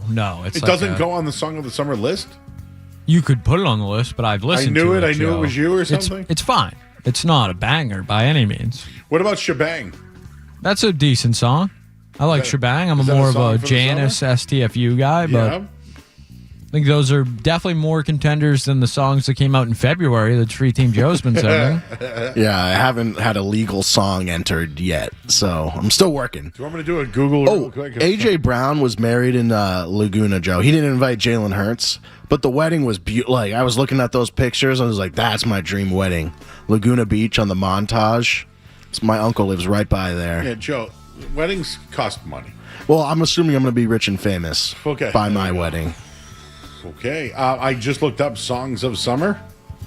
Drake's Janice, number 1. Yeah. I feel like neither of us are allowed to claim that. No. It'd be unfair advantage. Shebang, number 4. Well, gentlemen, we're on the topic of music. We have a new favorite to be the Super Bowl halftime show this upcoming year. That favorite, one, Justin Bieber. Out. Are we in or out on the Biebs getting a Super Bowl halftime show? Out. You don't like Biebs? No. Wow, that's a hot take. I know, baby, baby, baby. Oh, I know that, and I know Despacito.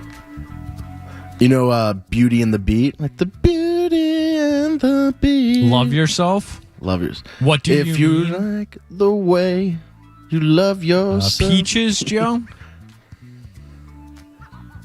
You don't know these songs? Is Justin Bieber clean? What does that mean? I think he's like married and has a kid. Yeah.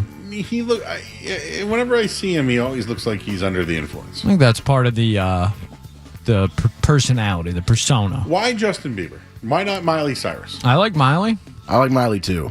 Miley's a better option. Is it because Justin Bieber collabs with everybody?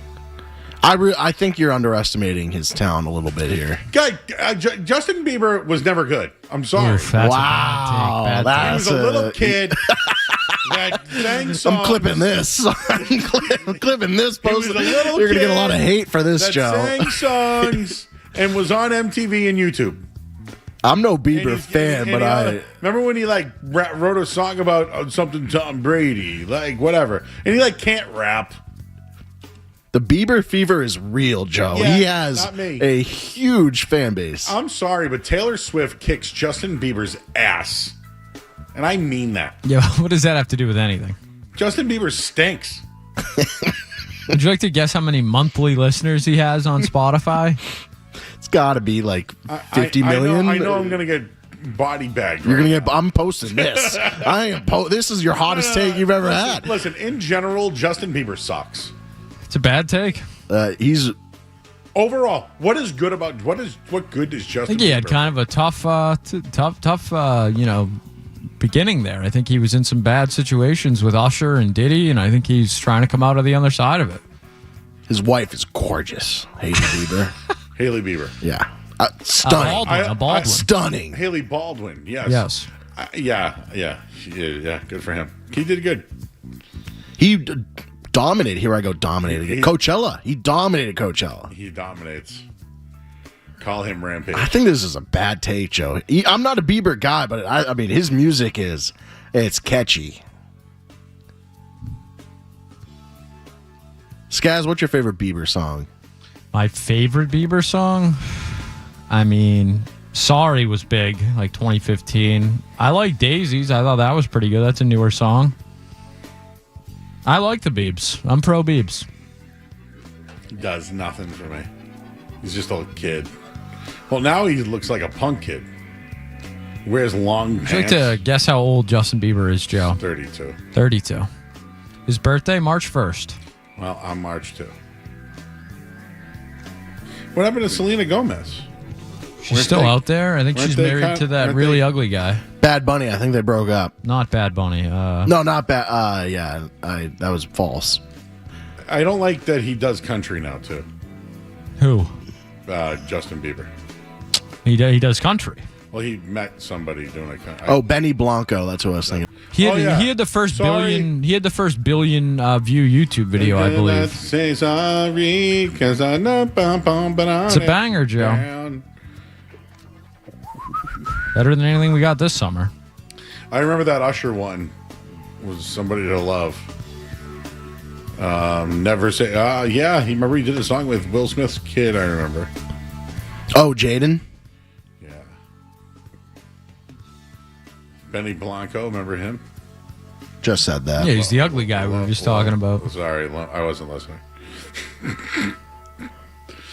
Baby was with Ludacris. So Beauty and the Beat actually is his number one song. Well, that's Nicki Minaj, right? No, but this was the one he played at Coachella that it just blew up again. But it's a little old. It's got over 1 billion on hits on Spotify. Daisies, Skaz 2, Baby 3, Sorry 4, Love Yourself 5. I mean, Stay, another great song. Ghost, Yukon. I mean, he just got. Let me love you. Whatever. Stay was like a discussion. Oh, I'm posting that. Like, Joe, you're going to get hate. You are going to get hate for this. I think he's universally loved almost. I think more people will agree with me than you. Oof. Oh, I don't know. Oof. I wish Riley was here, Joe, because this is Unk exposed. This is. Maybe in his younger days, Joe, I could see like the annoying kid. But like he puts out good music now. Let me tell you this. Do I think he sucks? No. I don't think he sucks. He's not trash. Is that fair to say? You would agree. Yeah, he's not trash. I think he's very good. And he doesn't suck. If he came to the Garden, he could sell that thing out for a week straight. And it is true. Some of the songs that I've looked up didn't realize they were Justin Bieber songs because he does so many collabs. He does. So if we went to featured songs too, he'd have in a a way, bunch. In my defense, you're going to post this too? No, I'm going to leave. This doesn't fit my narrative. in my defense, he's the collab king. Does he do a song by himself? Yeah, there's plenty, but he does do a lot of collabs because he's universally loved by everyone. So all the guys love Bieber. They're like, this kid's gonna make this song a mega hit. All right, so has Bieber done more collabs than we have to go? Sorry, we did 2 in our house. We didn't make it very far. We have to call John Sarianides, but I'm going to ask him because I'd be interested to see what John has. He's around school kids.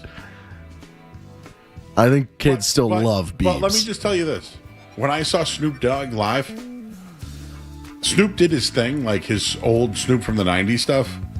But I would say everything after '96 was like all collab.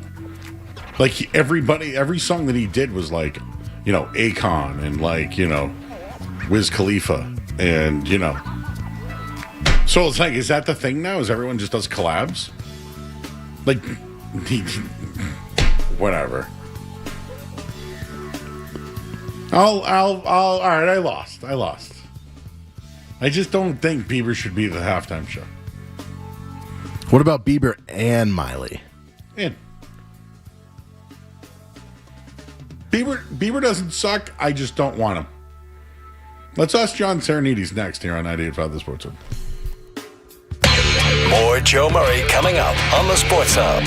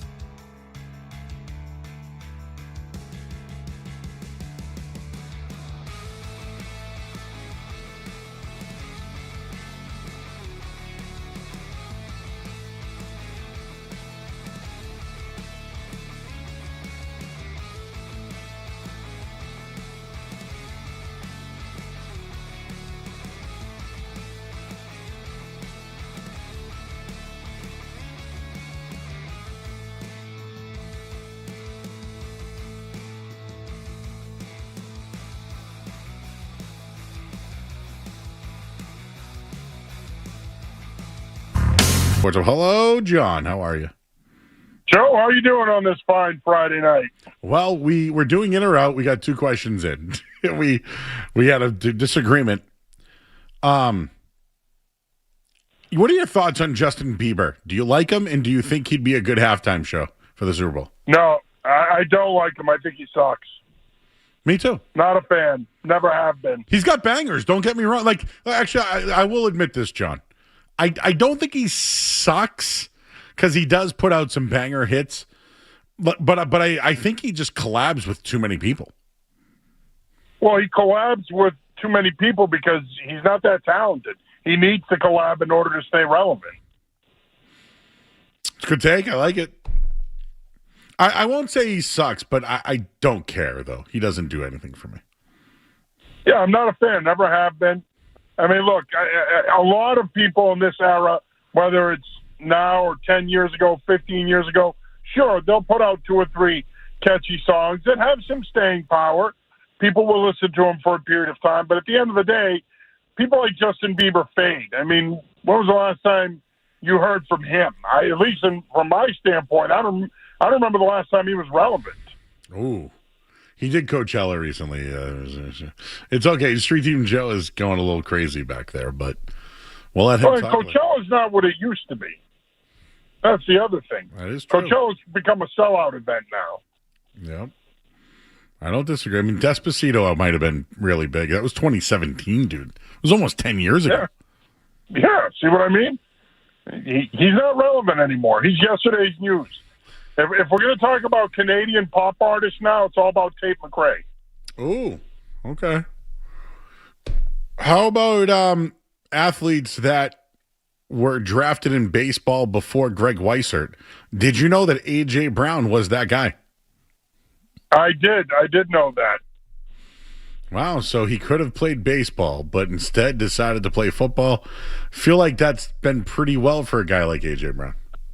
He's done well for himself, and let's face it, given Weisert's struggles, he'd probably be better out of the Red Sox bullpen than him. John, my take, this is a take tonight for me. I'd like your thoughts, and you can expand on it. The Patriots historically don't spend and then spend the next season. It's, they kind of do like take a couple of time off, they go nuts and then they kind of spread it out a little bit, right? Well, they were one of the highest spending teams a year ago. And this year they're going right back at it. And it sounds like they're going to re-sign Christian Gonzalez. And next year they're going to have to probably give a new contract to Drake May.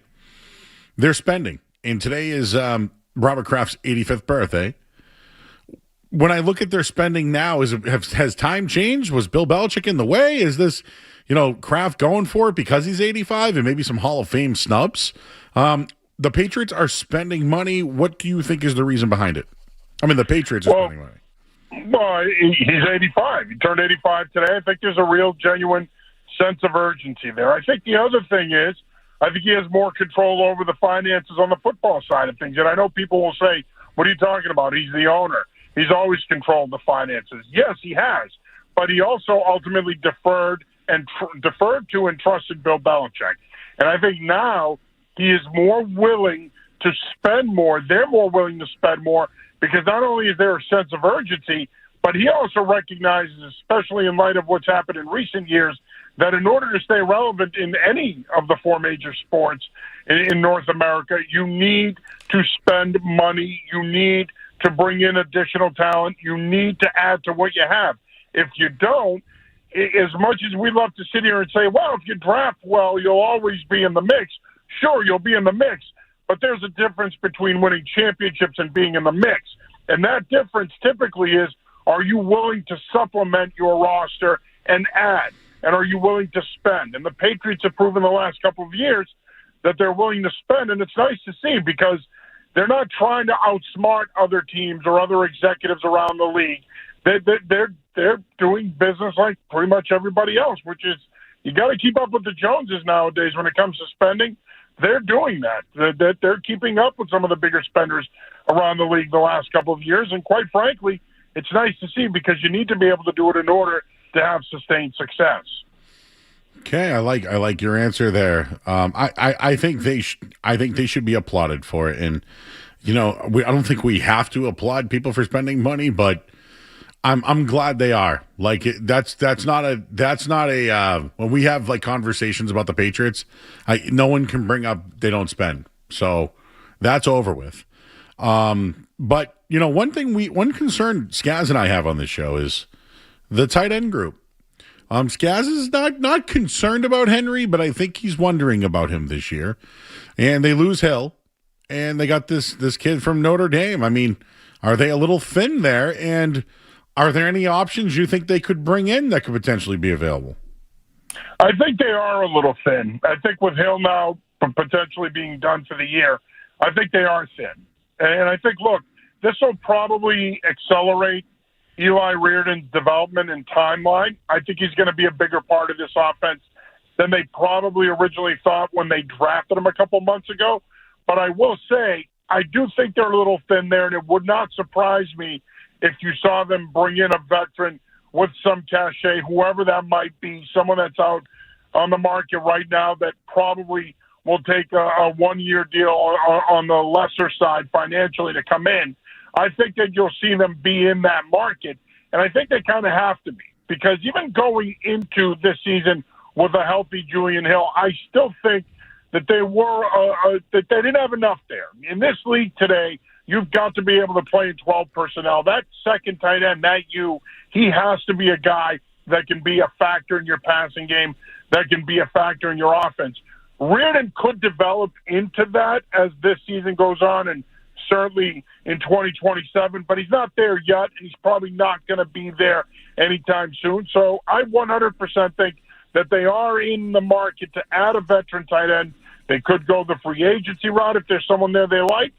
They could also potentially make a trade, but I do think that it is a little bit of a concern right now for me, because this is an offense that's going to play in 12 and even 13 personnel a fair amount.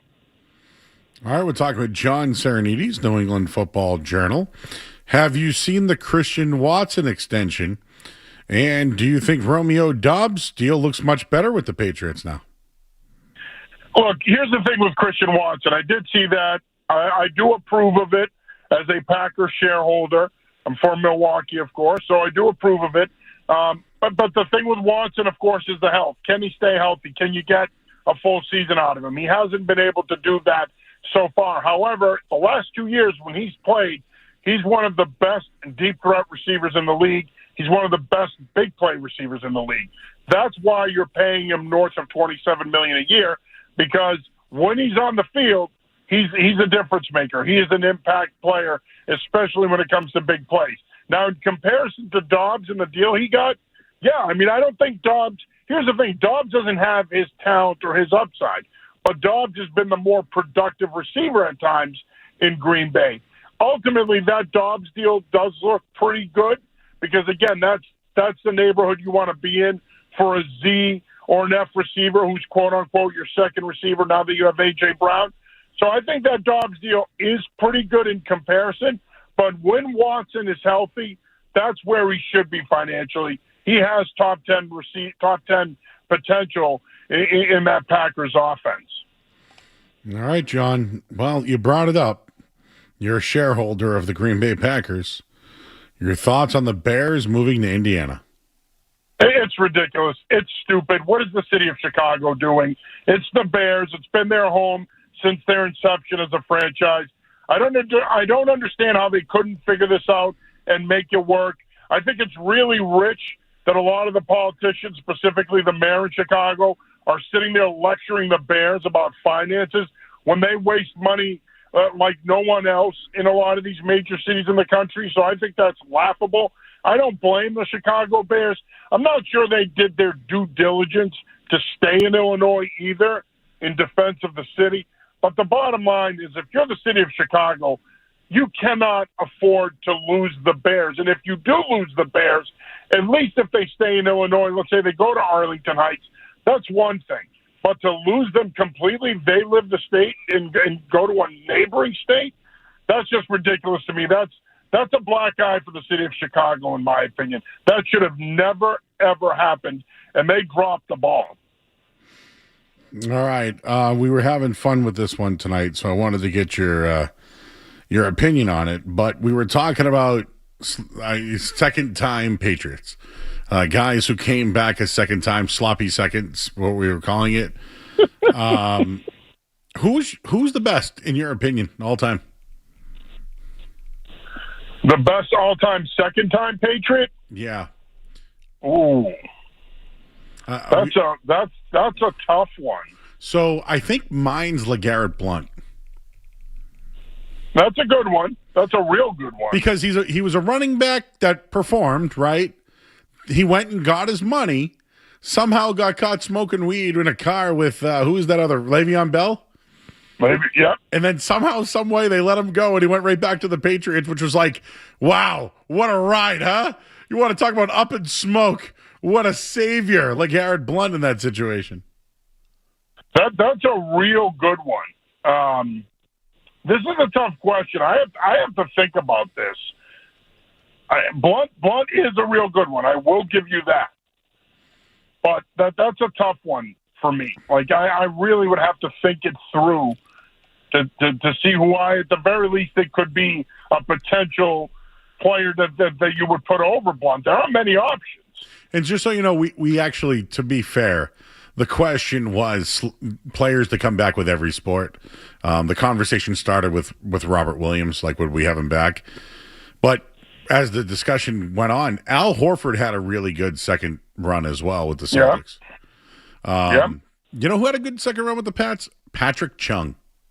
Patrick Chung, yeah, because he went to the Philadelphia Eagles for a year and came back. And actually, that's who I was going to say. That's who came to mind. And then we started talking about Blount, and I'm like, But impact-wise, I would think Patrick Chung would probably be right there, similar impact. And Deion Branch came back, was effective. I don't know if he had the impact, though. No, he was more impactful his first time around when they drafted him. Yeah. Maybe we'll look into that a little bit more. I know you got to. I will say, I'll give you a guy that I think made an impact both in terms of his first and second stint, Kyle Van Noy. Ooh, he made an impact. You're right. I'm trying to think of who else that we had.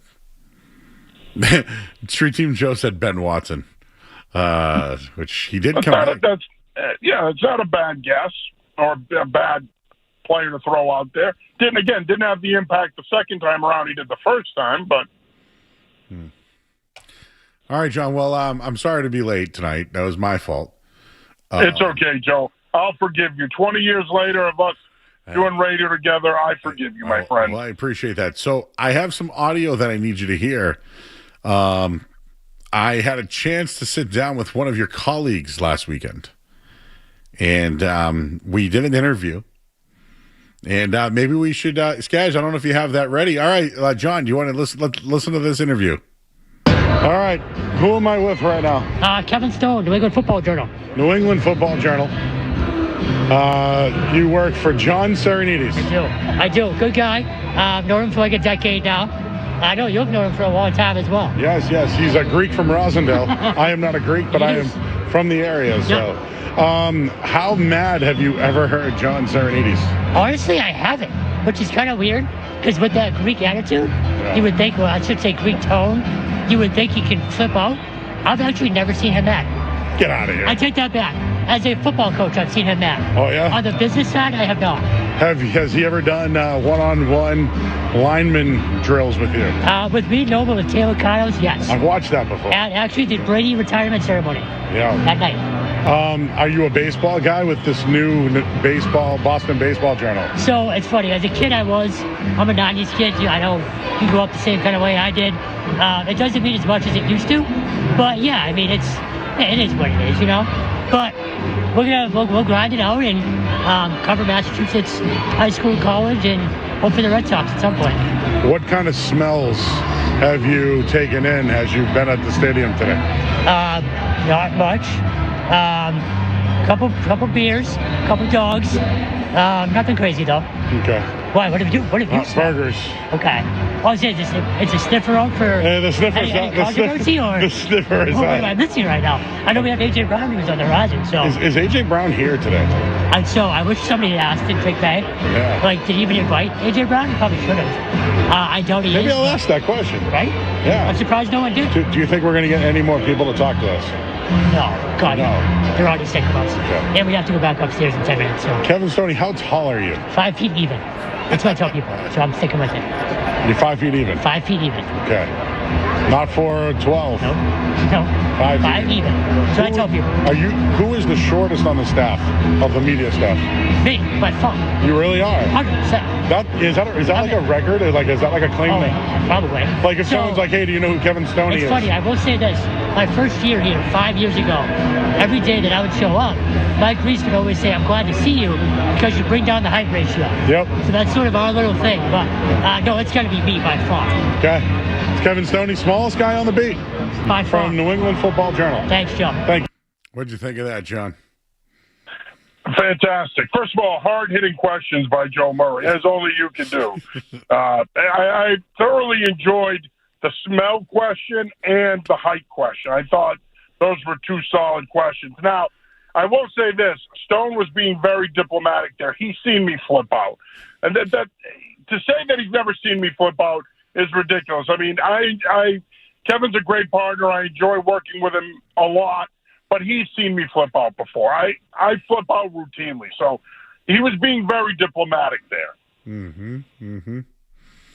Yeah, do you think he's the shortest on the beat? He is. I can confirm that. He is shorter than a couple of other people on that beat. Absolutely, 100%. Now, look, when me and Stone are next to each other, we look like a bar graph. We are not. And look, Greg Bedard nicknamed us Penn and Teller. Oh, so, I like that. I do too. I chuckled when Bedard called us that. He's not wrong. And Kevin and I, it's always a balancing act when we do any type of videos together because we have to try to find the right distance from the camera so that we somewhat line up so that it looks somewhat professional. But I'm 6'3", he's 5 feet. That's tough to do. All right. Well, we're always breaking records, you know. Even on the beat, we're breaking records. All right, yeah. John. Everything else good? How's everything else going? It's going. We had a nice little 8th grade dance tonight here at my school, so that went well. Kids had a great time, well run, good turnout. So it was a good night. A lot of 90s and 2000s music. Oh. So couple of Justin Bieber songs. I was going to ask, yeah. Yeah, but he's no Tate McRae. Okay, I can tell you like Tate McRae. I don't. I just want to pretend that I'm up with the times. Gotcha. I feel like I'm up with the times, but I just don't know how good anybody is anymore. There's no talented musicians left, Joe. We have to call it like we see it. Do you know what's sad? Even like the people that we loved, like, I don't know, do you like new Pearl Jam music or I love Alice in Chains, but I like William Duvall. I think he's a great singer. I just don't care to go and run for the album, you know? No. To your point about Pearl Jam, they kind of lost me after verses. I mean, Vitology was okay, but that was it. They had one in like 2000 that I liked. That was 26 years ago. And the reality is now with a lot of our favorite bands that the only way they can make money is to tour. They're not making money on albums anymore or album sales. So at the end of the day, and even going to see them now, I mean, I'm dropping $2,300 in November to go see Metallica. Oh, baby. Yeah. Where's that? And that's for 2 shows at Mohegan Sun. Oh, that's going to be a night. You staying out there? The plan is to do the Thursday night show, come back, and then hopefully stay after the Saturday night show. I tried to get to Vegas. No chance. There were 56,000 people in line ahead of me for the February shows at the Sphere. Out on that. Yeah, I'm out on that too because the only tickets left were the Snake Pit tickets, and those are $6,000 a person. So as much as I love Metallica, I've seen them 14 times. I'm out. I don't know if I ever told you this, but I went to that summer sanitarium. Was that 02 at Gillette? 03. 03, and that was the hottest day in the world. You got to remember it. Right? It was. I was at that show, and I was telling Skaz that I was maybe in the third row, and Limp Bizkit opened up before. There was a bunch of people that day, Yeah, Limp Bizkit was awesome. But I was getting hosed down because it was so hot. The closest I got to seeing them was front row in 1995 at the Worcester Central. Quick story, James Hetfield spit on me. It was amazing. I didn't wipe it off. I'm like, why would I wipe off James Hetfield's spit out of the side of my face? I'm not wiping it off. It's a memento. I think it's baked into my skin now. Do you think they got worse after Cliff Burton? No, I do not. I think I'm not one of those. I'm a diehard. I'm a fanatical Metallica fan, but I'm not afraid to criticize them. I don't think they got worse, but what I do think is that they've become a little too mainstream for my liking these days, because I am still an old school Metallica fan who gatekeeps them, but some of the stuff that they're doing now just bugs me. You know, the Jimmy Fallon stuff, and they're a little too mainstream for my liking. All right, buddy. Well, it was a good week. Did I even ask you about the AJ Brown first round? We didn't even talk about him. No. You know we're all Patriots, right? Yeah, because it's all business, right? Like, you know what, John? One more, because we're just having fun. Super Bowl or bust, right? Like, my expectation should be that bringing in Dobbs and bringing in AJ Brown and putting more into the draft. This team should be able to be AFC contenders and be back in the Super Bowl picture. Your thoughts? 100%. I couldn't agree with you more. They are a better football team than they were at the end of that Super Bowl. The end of Super Bowl 60, they're a better football team right now, 4 months later. That's not an unreasonable expectation at all. Not in my opinion. Now, look, the landscape in the AFC is what it is. The AFC is going to be tough to navigate through. We know that. But on paper, they're as good as anybody in the AFC. So I don't think that's an unreasonable expectation at all. John, thank you very much for your time tonight. I'm glad you had a good dance. We had a good chat. We heard from Kevin Stoney, and Justin Bieber sucks. Yeah, and to quote the late, great Don Meredith, turn the lights out, the party's over, all good things must end. So we're going to end on that. He's John Sarianides, everybody. Appreciate you, John. Always a great time talking to you, fellas. We'll talk to you soon. Thank you. He's John Sarianides, everybody. Even Kevin Stoney getting in on them. I'm just going to read the headline here, and then we'll do some Red Sox. Headlines would have been brought to you by somebody. Awaken 180 Weight Loss. Reach your health and weight goals with Reclaim by Awaken 180, a 10-week medication-free plan with weekly results at a finish line at awaken180weightloss.com. In this hour of the sports, of course, brought to you by Valvoline Instant Oil Change. Enjoy quick and convenient vehicle maintenance this month. Visit NewEnglandOilChange.com.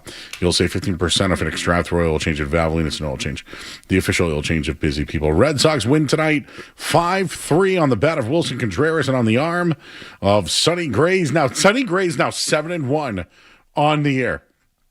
And at where are we at right now? Second quarter, Spurs lead 52-51, and the Chicago Bears moving to Indiana. We'll have more top of the hour. I'm Joe Murray, 98.5 The Sports Hub.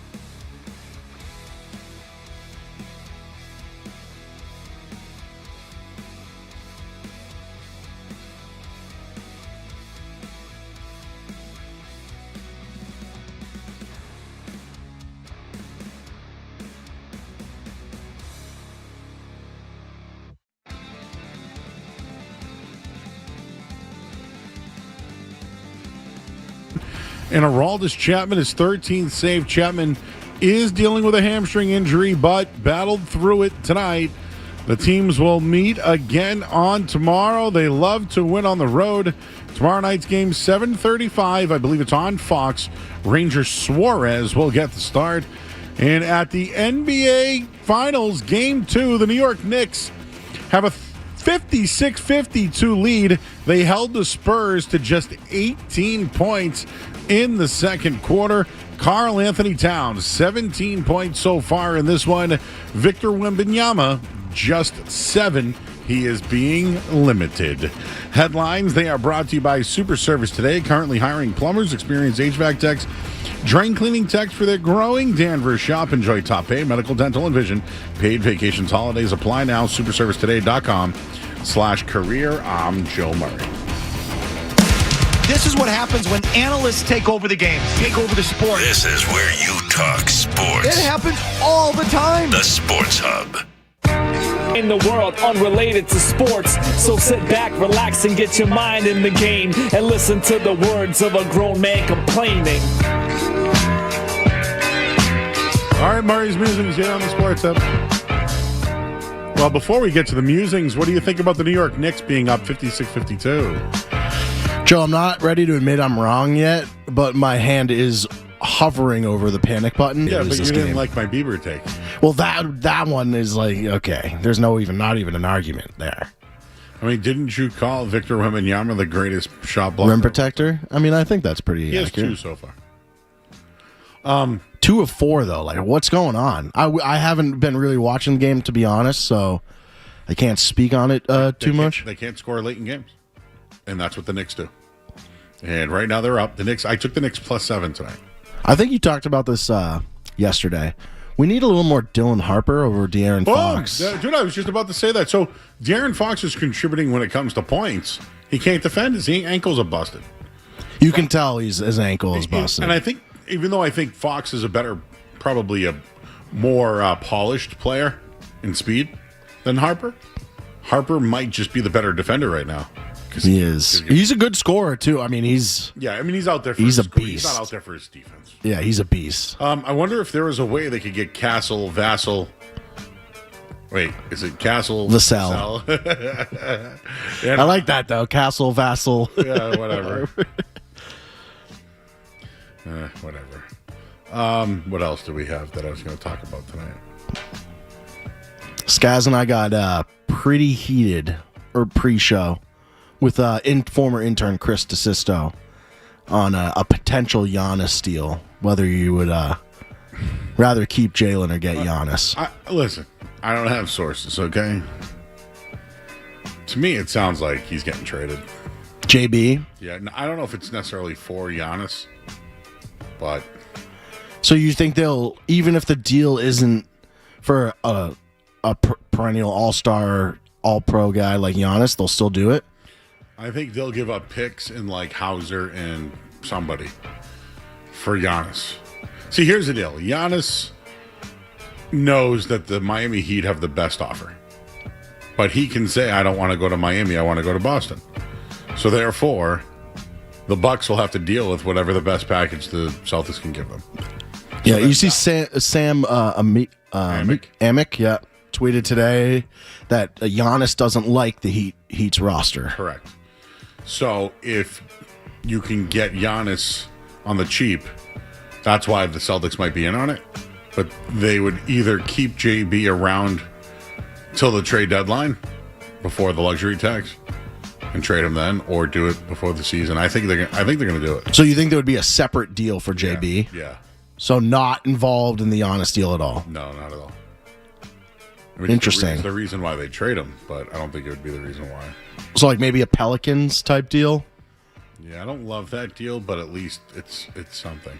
I don't like the Hawks deal either. I do like Scotty Barnes. Yeah, Skaz and I we settled that we would both take Scotty Barnes. Okay, we did not like Jalen Johnson. We were out on Jalen. I like Jalen Johnson. It's just that Scotty Barnes is Scotty Barnes. He's an all-star. He's got freak strength and athleticism. And he's growing still. Tatum loves him too. Yeah. It's Tatum's team, baby. It's not JB's team. He wants it to be. But it's not. You think it's going to get to a point where he could demand a trade? Whatever. I think it's best if they stick together, but watching the NBA and how these things change over year by year, I think there could be a little bit of a shakeup. Skaz just letting us just have this conversation without any interruption. Well, Street Team Joe's been speaking for me. I haven't needed to jump in yet. I would keep Jaylen Brown as well. I would not move him for that package for Giannis. It's rumored. I think it's too much. I don't think you have a competitive roster with what would be around Jason Tatum and Giannis at that point. So I think the move is to move, Peyton Pritchard or Derek White and Sam Hauser, a package of that sort, and a pick or a future pick, and get a legitimate big and go from there would be how I would start.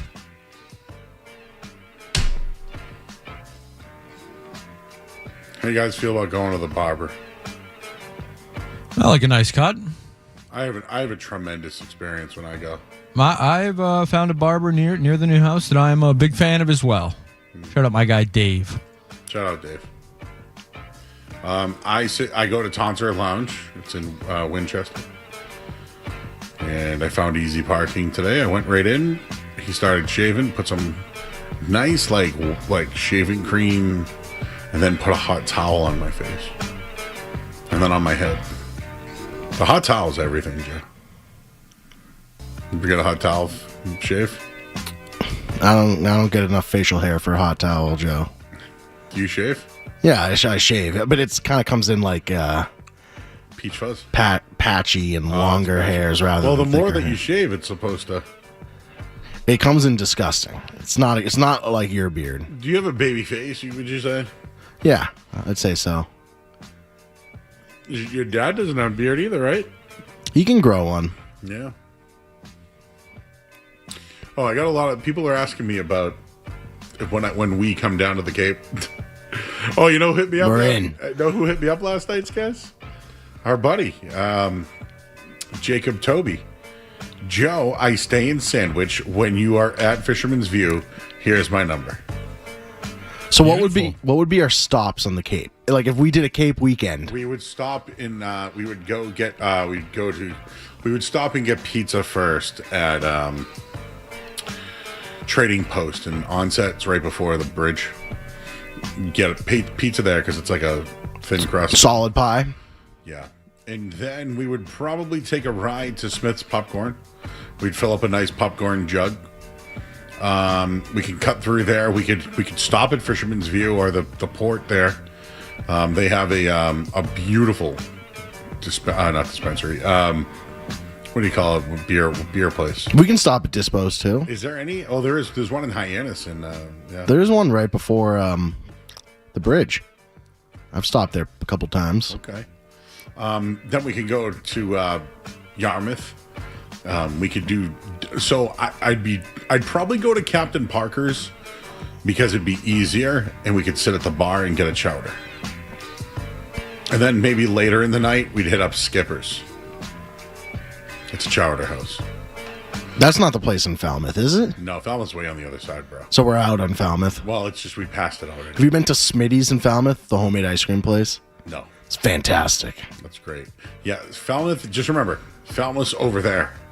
That's where the boats go to I don't go that way. The Island Queen. We go mid Cape. To Martha's Vineyard. Yeah, then we'd go Yarmouth, then we'd head into Dennisport, and we'd hit up the Cream and Cone. They have fried clams there that I really like.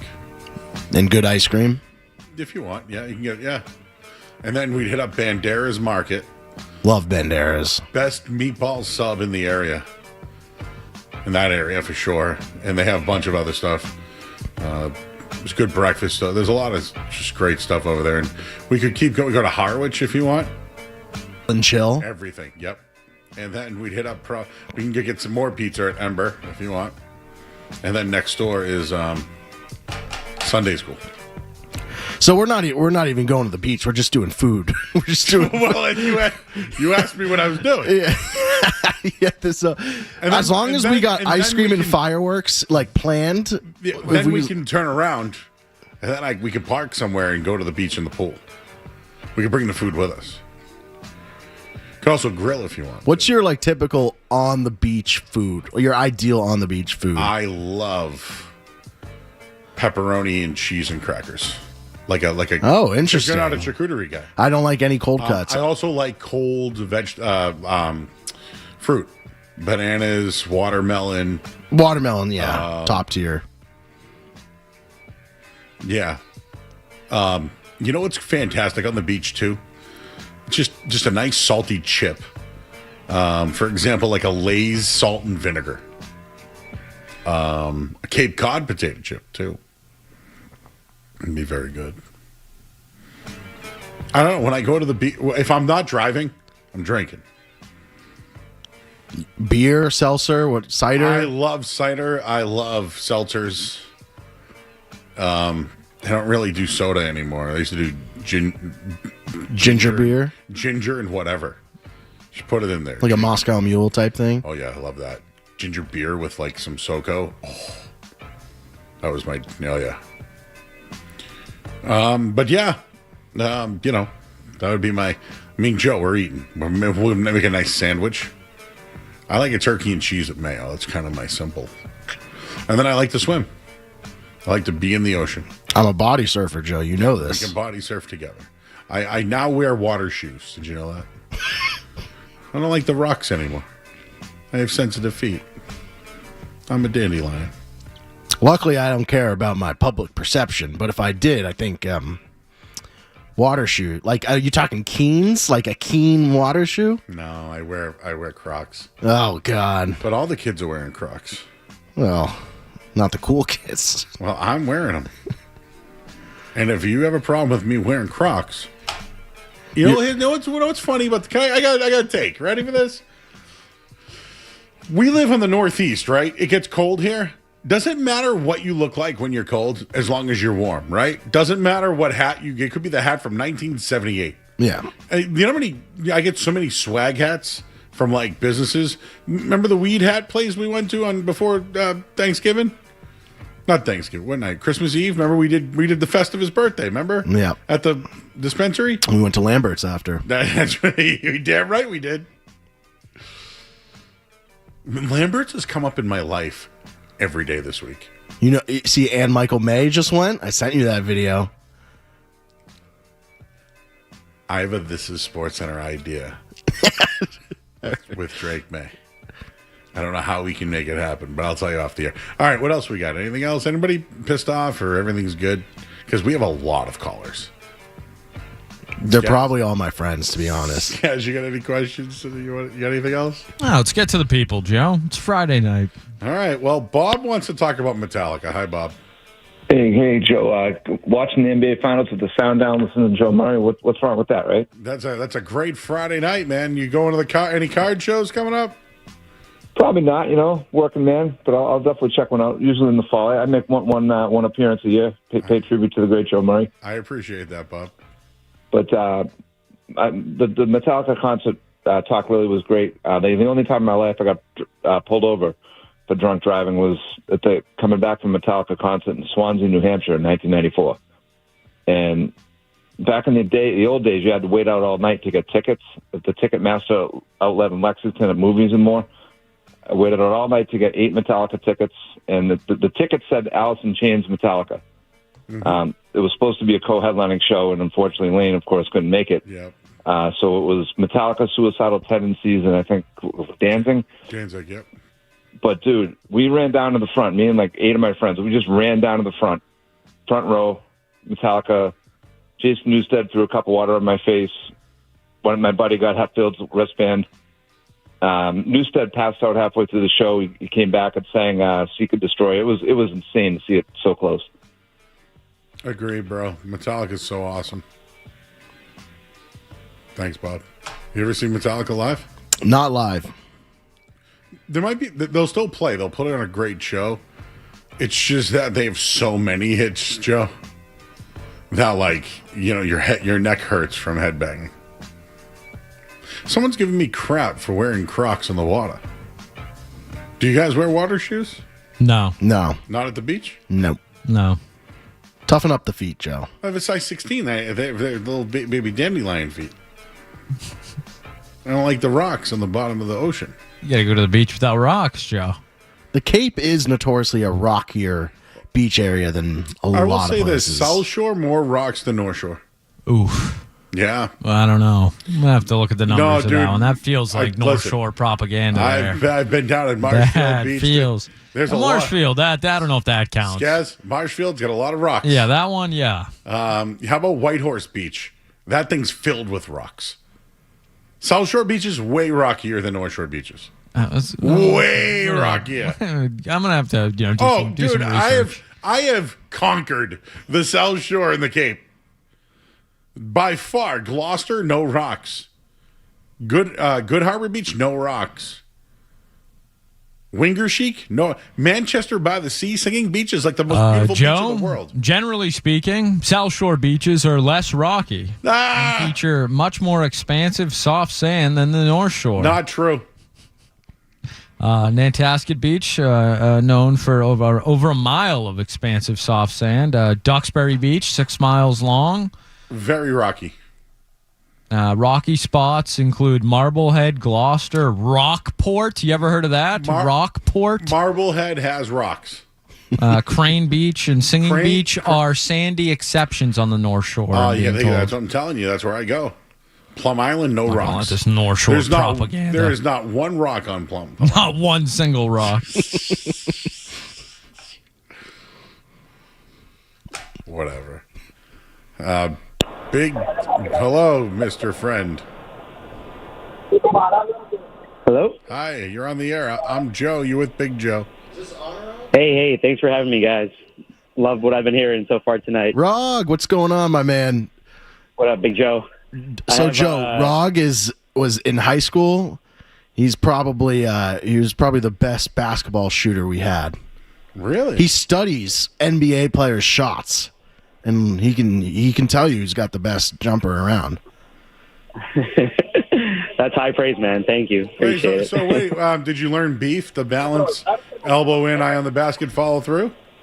That's right. D. Wade was actually one of my favorite players, even though he wasn't the greatest shooter. But when I saw him on that commercial, I was like, hell yeah, that's my guy. That's how I learned too. I learned how to shoot by beef. Rog, who's got the best shooting forms of all time, would you say, that you've studied? Ooh, of all time, I mean, Clay's number one easily. Not even close. What about Reggie Miller? I always thought he had a great shot. He had a shoot. Oh, his is nice too. His is nice. I like his too. I have an affinity for shots that are like higher releases. So I actually like Ray Allen's. Right now, like Devin Vassell. I was cracking up when you said Castle Vassell here. I actually like his shot too. It's pretty Kawhi, right? Like Booker in the mid range. Yeah, like the high releases are just like. They're more consistent, and there's not much variation. So anyway, I could nerd out all night about his. What do you think about Jalen Brunson's? I like his too. I thought you were going to say Jalen Brown, and I was going to start hating. But Brunson's I like. Brown's not so much, but it's a high lefty shot, and he's money. The only thing I'll give about Jalen Brown, he was never billed as a shooter. And he has got progressively better throughout his career. 100%. I mean, I'll tell you 100%. this. The number one guy I think who improved his three-point shot throughout his Hall of Fame career was Jason Kidd. Yeah. Jason Kidd couldn't shoot threes. And once he was on that team with Dirk that won, he was maybe not the greatest shot, but he improved his percentage so much. No, great pull. And that changed their whole offense, and now they had two big threats. No, totally agree. His shot too, it's very the part of the beef that speaks to me the most is the elbow part, And Kidd, yeah, exactly. Keep it in and keep it locked. Always joke elbow lock is the key to all shots, and the more the lock, the more consistent, especially under pressure. The players who are always moving it a lot, I don't know, kind of random, but Tim Hardaway Jr. I fucking despise the shot. Onrog was on a roll there. We were just getting him going, too. Saw that coming a mile away. Thank God Skaz is back there. Yeah, no, I was ready for that about 30 seconds before he swore. Once we get over the 4.5-minute mark, I'm usually pretty confident they're going to swear. I've always thought about doing a segment called Dummy Up, but I think I say Dummy Up so much now about Like, dummy up is like my call of like, pay attention. Yeah. You know, like, dummy up. Everyone's like, what? Jimmy? yeah, Maz. We were just getting into his wheelhouse too. He can really nerd out about basketball. I was going down a hole with him. Yeah, he can. He can really nerd out. Like I wanted to ask him about Tim Hardaway Jr. Yeah. Say what you want about the guy lived in the league. How Because about he could Brook shoot. Lopez, a guy that reinvented himself? Higher. But he couldn't shoot when he stepped into the league. And you know, we're talking beef, right? Balance, elbow in. I am basketball. We're always talking beef. Al Horford. Horford's another got one. a great stand-up, you know. I was thinking Durant. His elbow is so locked. It's beautiful. It is beautiful. Tatum doesn't. His shot kind of changes. No, a lot. I'll tell you, Harrison Barnes has a good-looking shot. You know, I'm just talking about guys like around that. I mean, even Buddy Hield at times, I always liked his shot. But like, you know, watching Landry Shamet, I don't like his shot. He doesn't get the praise, but Seth Curry has Seth's got like one of the highest percentages. Seth looks better than like you wouldn't teach Steph Curry's shot I also to think a kid. I think that Seth looks legit. I think Seth was a true two guard, whereas Steph was obviously a you know, he was a 1, then a 2. He went back. And also like Steph has to like, you know. Isn't it wild? Like he was so weak and small, like not an insult to him, that he almost had to throw the basketball at the hoop early in his career, and he's kind of kept that motion as he's, you know, obviously 6'4" now, whatever it is. There were guys back in the 90s that could. You think he was a big Sean Marion guy? Not a good looking. Robert Horry's actually he was big, but he didn't have a good looking shot. The Ray Allen jump shot three is literally like the higher epically one awesome. of the ugliest ones in recent memory. I thought this guy was going to be good. Maybe that's on me, but MKG, Michael Kidd Gilchrist, he had a gross jump shot. Kevin Martin, he was pretty good. You know who? Malik Monk has a very nice shot in the league. It's just when you can't do anything else, it's like what can Jeff Green? I always thought had a pretty good looking motion. Played forever. Yeah, that's a Kyle good, Anderson. That's a good pull. We're just pulling. Kyle Anderson slow mo. I think Clay is probably the prettiest in the league right now. Like if you're teaching it, I would teach Clay's release. It's fast. It's fat. Yeah, he has a. If it wasn't for those Achilles, I think he and Curry could still be going. I just watched a Wemby literally almost take down the basket just now. Oh my God, the Knicks! I know, dude. This is the best I've ever seen Karl Anthony Towns in my life. Oh, apparently on Twitter, I guess he's owning. He owned him in game 1 too. Yeah. I tried to, you know, people just think we're green teamers here at night, but what did we say? Karl Anthony Towns, not a bad matchup for Wemby. Do you think the Celtics series changed him last year? I think it changed that team. I think Yes. Yeah. That's what happens. Like that's what the NBA used to be, is what the Knicks are right now. You lose in the first round, you lose in the second round, you lose in the third round. Like you know, they didn't get to the finals and lose, but they lost to Indiana. Like they could very easily could have been there. And now they're there and they're an older roster, like this little old school NBA with this Knicks team. And the Spurs are kind of an unheard of, you know, you could say Magic or Duncan or one of these guys, but those teams had much more talent than this Wemby Spurs team does. I mean, David Robinson and those Lakers teams were loaded, even when Magic was a rookie. Remember Matt Bonner? Are you looking up best jumpers? No, I haven't even looked. Matt Bonner Matt Bonner. Who's got Bonner? Remember the KG Pierce story of like Matt Bonner going off on him? But who was the guy that Kyle Korver was an excellent shooter. And he Korver, yeah, and, great jumper. I think Mike Miller had a great run. There were some guys. Jason Capono. Well, he was a champion. You know who shot I always like too is Kyrie.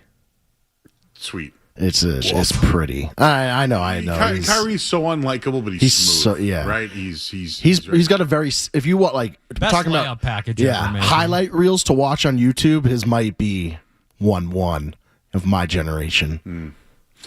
I will say though, like when the old big three were here, I thought I'll still to this day guys say that Kevin Garnett was the best big man shooter, but he wasn't shooting threes. Like Karl Anthony Towns is the best shooting big of all time, and he shoots from the three. Shoots from everywhere. Garnett did not. He should have. He hit threes, but there was no like Patrick Ewing had a hell of a shot for a guy that should have been on the. That's one of his defaults. Ewing, he should have played more down in the post. He played outside too much. Hakeem Olajuwon, that guy was on the post and he would rule you, conquer you. I don't know if you remember the up and under fake that he did. Oh my God, my favorite player of all time is Hakeem Olajuwon. Now, when Shaq came around, I was like in on Shaq. I had Shaq's album. I could sing a lot of songs. I've seen him DJ Diesel.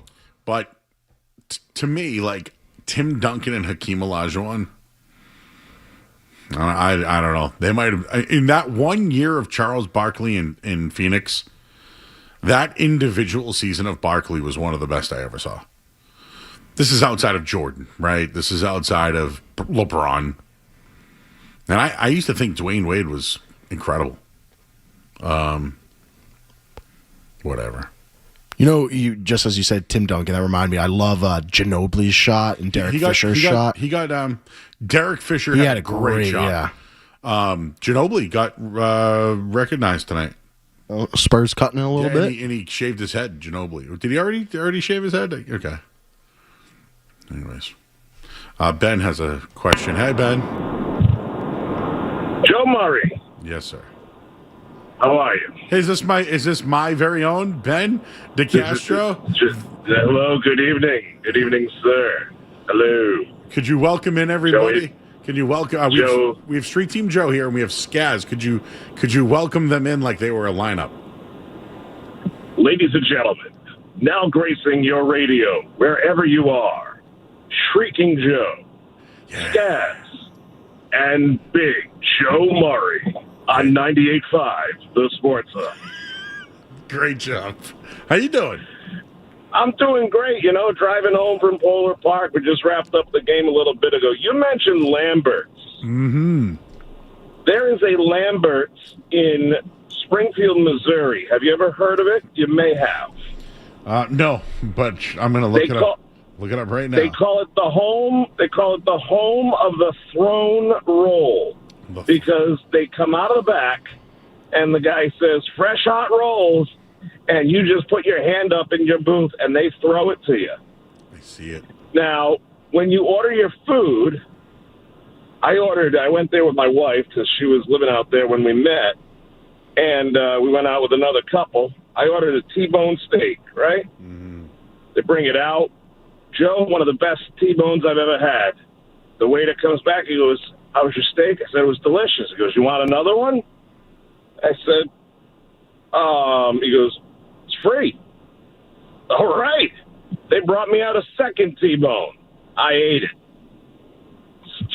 They just shovel the food your way. That's a Lambert's that I want you to visit at some point. You got to get there. You would love it. They just pile the food on you. It's a beautiful thing. You lose yourself in it. It's wonderful. It's www.throwedrolls.com. Yeah.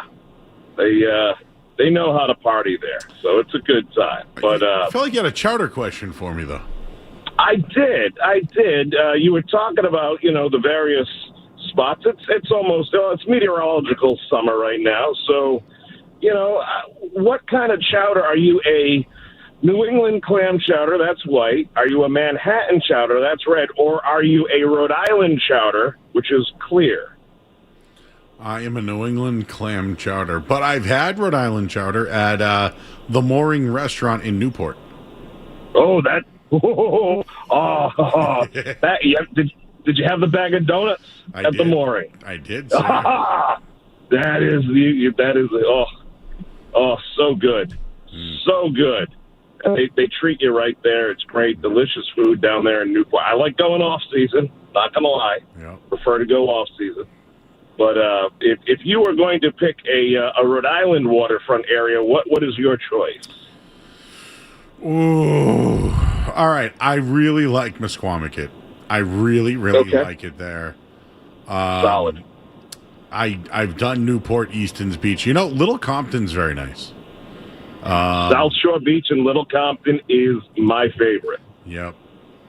You can grill on the beach. They have fire pits you can rent. You can actually, if you have a camper, you can get a permit and stay overnight. Yeah. It's funny how, like, sometimes you don't know if you're in Rhode Island or Connecticut when you're on the ocean side. Yeah. Well, I mean, it's all close. We're all fam. But can you believe Taylor Swift's not getting married in Rhode Island? That's a disappointing thing. I hope it wasn't the Real Housewives that scared her off. Ooh, what do you think of that? Have you met them over at Polar Park yet? There might be a non-disclosure. I can't talk about the fact that one used to work in the same establishment as me. Oh. But, yeah. I have zero interest in the show. I have a 7-year-old. I have a wife. I've got too much going on. So I really haven't gotten into the show. It's not really my cup of tea. Hey, was the last week's Drake May event the biggest sellout you've seen there? That was the most people we've had in the ballpark. The second most was when Chris Sale pitched there and then subsequently took out a television.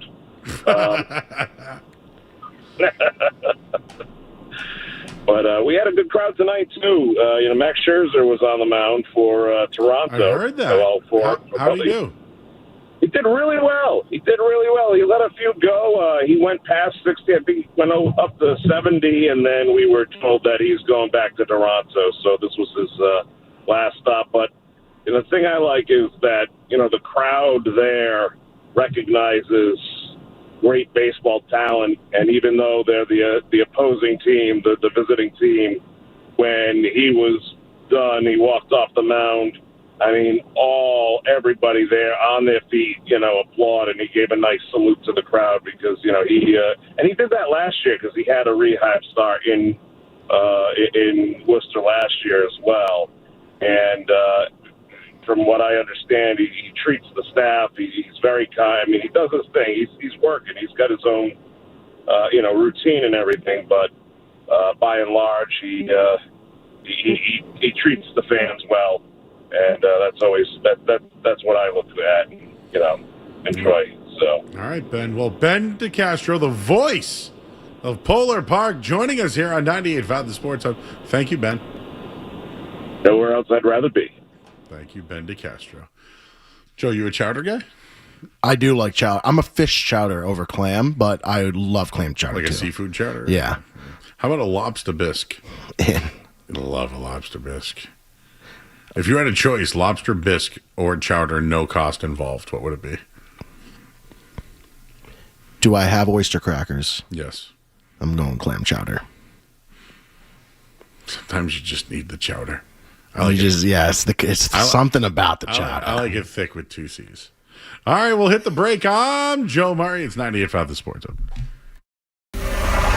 You're listening to Joe Murray on 98.5. You're listening to Joe Murray on 98.5.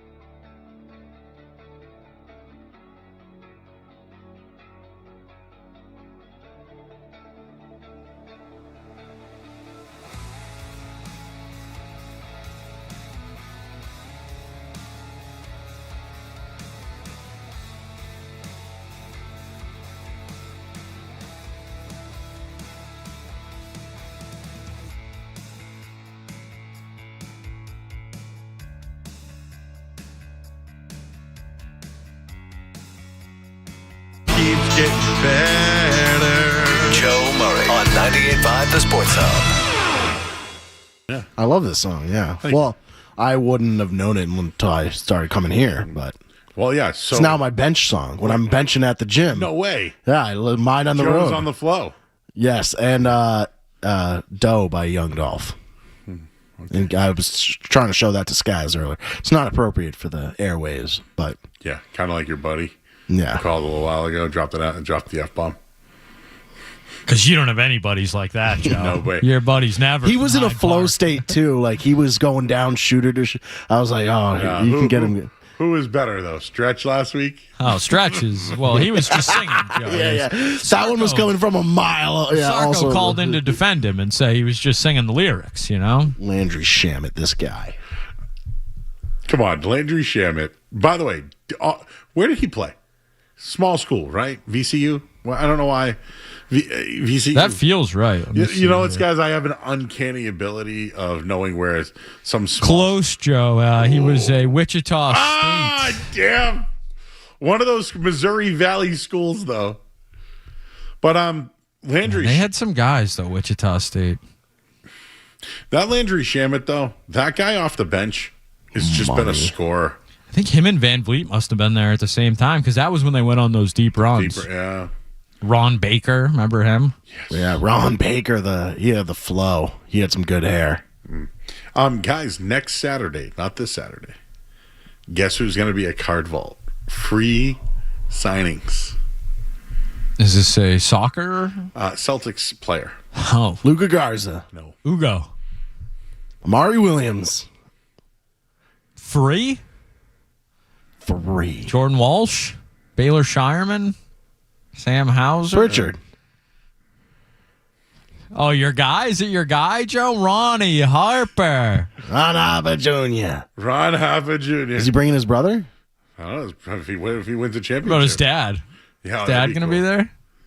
But yeah, next, I think it's in Boston. Yeah, there's a big card show next Saturday. So when isn't there, Joe? Dude, when isn't there? Bigger than Shriners? Well, the one in the Northeast one, where if you want to come out, more car sales or card shows. I feel like every holiday they got a car deal for everything. I would say there's more car deals than card shows. It's close, but you'll get a better deal at a card show. Put that on a bumper sticker. Joe Murray, from cars to cards. Yeah, it's literally my. Skaz is dabbling in the card game. You see this? Like he's been doing. He got a Tom Brady Michigan car that looks pretty snazzy back there. That's an older one, but yeah. You know who I bought today? Cat. Yeah, why not? Greatest shooting big of all time. My jersey card, is it sold yet? The Cat dual jersey card from the Timberwolves? I think it's still available, Joe. Might have to bump that price up to $12. I'll have to look at it. I can't. I have a case of stuff that you've given me that just still, yeah. It's just patches. It's patches. But I have them still. I will be bringing them to the Northeast Card Show that will be at the Four Kicks in Marlboro. In Marlboro, like Four. That's my basketball. Where we have our men's league. Of course it is. I will be there that weekend. You want to grab food after? Remember remember we're meeting. Oh yeah, yeah. We already have a plan locked in. Remember, we're all meeting up. Mm-hmm. So I don't know who else is coming, but I am staying out there. All right, see you at Kowloon. I love that. One more time, just to share. Tim Thomas joined us tonight. All right, see you at Kowloon. Oh, it's the greatest drop of all time. I said to India already. But yes, this Sunday, 4 to 6, Kowloon. Sports World, Phil and Corey, they have two signings, Will Campbell and Tim Thomas. That's a good get together, right? 4 to 6 Sunday, Kowloon. It's sportsworld-usa.com. Kowloon. See, yes. Kowloon. That's right. And if you want to hear that interview, it's on YouTube. Joe cut it. Kowloon. He opened up about the concussions. That was cool. I'm glad I didn't bring it up, but it was good. That was cool when you did that. I know we got a minute left, guys. Can the Knicks win 15 in a row? Starting to believe it, huh? Polka. Home Alone. I got to watch that movie again. Great. Who's the actor? Why am I blanking on his John name? Candy. Yeah, yep. Dude, he can eat. He could eat. He was a big boy. You should watch Polka Polka. What's the movie where he ate the giant steak? Oh, you're thinking of Uncle Buck, where he Uncle the Buck, breakfast Yeah. All right, Joe, send us home, man. At guard. Real quick. From Bridgewater State University. Real quick. This hour of the Sports Zone is brought to you by Valvoline Instant Oil Change. Enjoy quick and convenient vehicle maintenance this month. Visit NewEnglandOilChange.com. You can save 15% off your next round for oil change at Valvoline Instant Oil Change, the official oil change of busy people. Real quick, Joe, just do a good one. Don't do the